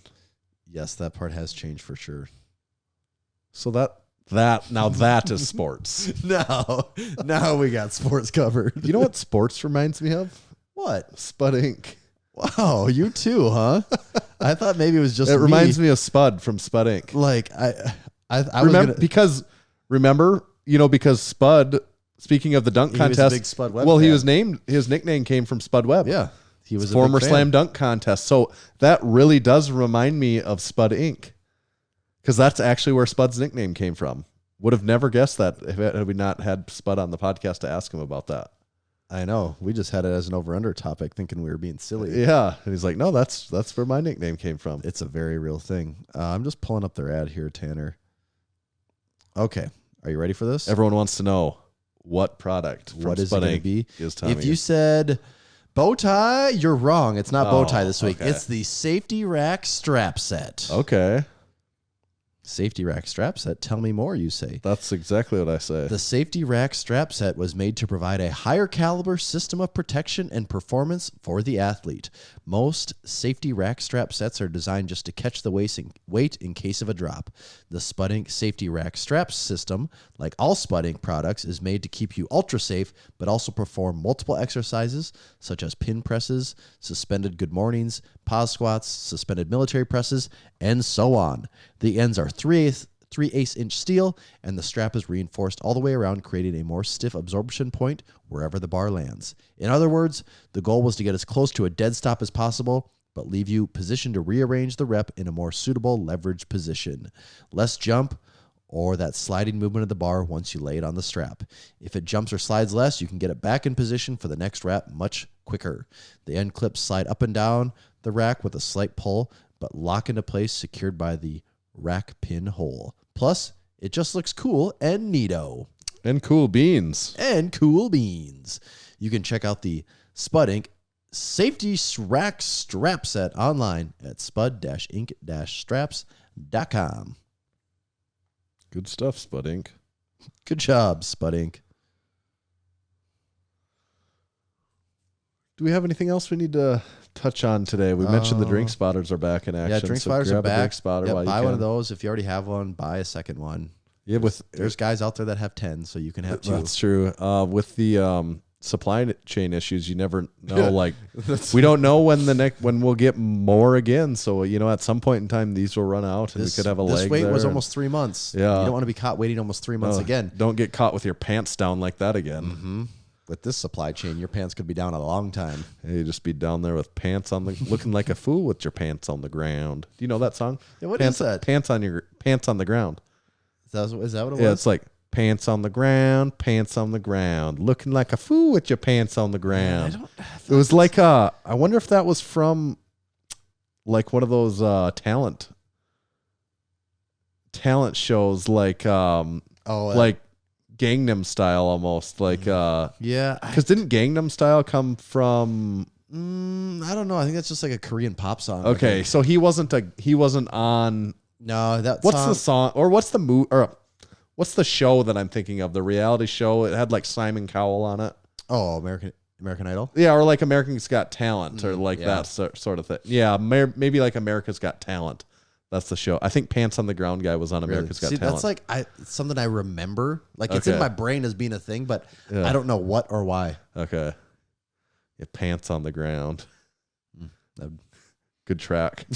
Banger. Get a drink spotter. We still got some Race Hell Lift Heavy tees. Maybe a very limited supply of Lift Evil shorts. Our most popular tees we got pretty good supply of right now. So if you want a lift tee, a bench heavy tee, nice rack, lift shit, dark side tee, don't curl in me tee, 8-bit powerlifting, 8-bit strongman. Really, mostly all of those. We have some the gym tee, raw power. Just thinking, we got decent supply of most things right now. Yeah.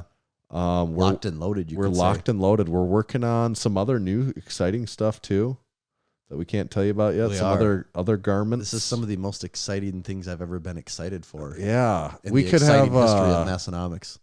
Just depending on the lead time on stuff, we don't really know exactly yet. But like a month like February could be pretty interesting with some of the unique things that are coming. Assuming the Arnold happens, the next 2 months are going to be pretty historic in the Massenomics history book. Yeah, the UPS delivery driver after this week is not going to. Yeah, he is not. Especially with how also be historic in his how life. icy and cold it's been, and then the sheer volume of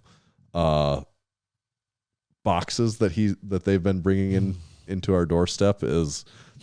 They're going to expect a tip, I think. Here's a tip. Don't come back around here. Here's a tip. Don't work for UPS. You don't like it so much. Yeah, that's always a classic thing to say. Like, oh, they hate this guy or they hate me and stuff. But I'm like, yeah, do they? Is it just are they like? They probably have way worse people. Well, and also aren't they like? Isn't it the job? Like this literally is the job. Like that is what the job is. Like, what if nobody had any packages? What would they do? Guess be unemployed. Yeah. So that wouldn't work out very well. Nope. Don't try telling the people that work in the United States Postal Office though. They feel otherwise. Yes. Yes, they do. Do we have any reviews, Tanner? Yeah, we should do it to him on some reviews probably. Actually, and also the Spotify number has been jumping again. Yeah, well, that was over 160 now. Like we mentioned something, a week or two ago, it was at like 125 or 130, maybe even 140. I don't know. And all of a sudden it's in the 60s, 160s. What? Yeah. So I think after seeing that, it's not crazy to think that we could crack the 200 in a reasonable. Well, and just remember that I told Tanner the over-under for the year is 300, and he told me no. So if we crack 200 here within like the next month, I'm going to start looking kind of silly on that. We want Tanner to look very silly. Yeah. So I'll be looking like a fool with my pants on the ground. If you have Spotify, it's the easiest review you can ever do. You just go to it, go to the podcast. It's like the Strength Co plates. You go to it. Click 5 and just rate it. And if you don't use Spotify as your normal podcast player, like a lot of people, if you go to it, it's going to say you need to listen to it. All you got to do is click on it, like let 5 seconds of an episode go by, and then you can leave your review. That's all you got to do. Yep. Little hack there for you. Okay, I do have a couple of... Now, these are Apple Podcast 5-star reviews, so... Because Spotify doesn't let you leave words. Nope. Nope. So these are actually word reviews on Apple Podcasts. And, we still have a billboard up right now here in Western Northeast South Dakota for when we hit our 400 5-star podcast reviews. I think we're at like 413 now already. So we're climbing. Ooh. So get in there. Leave us one of these reviews. We'd love to have another one in there. It helps us in the algorithm. It actually does help us somehow. I think we get seen more frequently. By more computerized. Yeah. Yes. Okay, review number 1. Titled Guy from South Dakota. Name's the Big and Sexy 70. His review is 5 out of 5 stars. I have been to Aberdeen before. That's the review, huh? That's the review. That's a pretty good review. Yes. Next one. This is from NFL Fan 72. And the title is Thick Taste. The review, 5 out of 5 stars. Best LaCroix review ever, Andy. Awesome. These next two are a little bit wordier than that. We've got Some Kind of Lifting podcast from KPK. Learn the history of Buddy Caps and enjoy a mystery crispy boy each week. That's pretty wholesome. Yeah, we didn't disappoint this week on that one. We held up our end of the bargain. Yep. This next one and last one for today is from KC277. I do a lot of nothing. I spend a lot of time doing nothing, so why not listen to a podcast about nothing while I sit in my garage gym on my throne of empty LaCroix cans? If the podcast had a flavor, I'd have to guess it tastes exactly like Cherry Coke. Good call. Good Cherry Coke reference.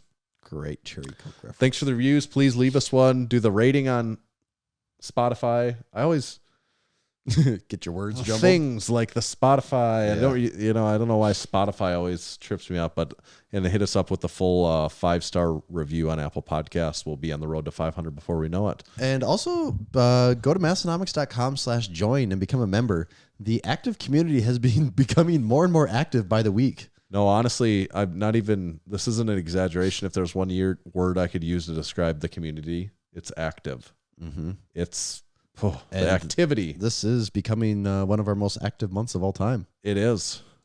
It's active, even in the realm of activity. So do you want to be active? Massenomics.com/join. Yes. And Tommy, where do they find you on Instagram? You can find me at Tomahawk_D. You can follow me at Tanner_Baird. Just make sure to follow Massenomics at Massenomics. See ya.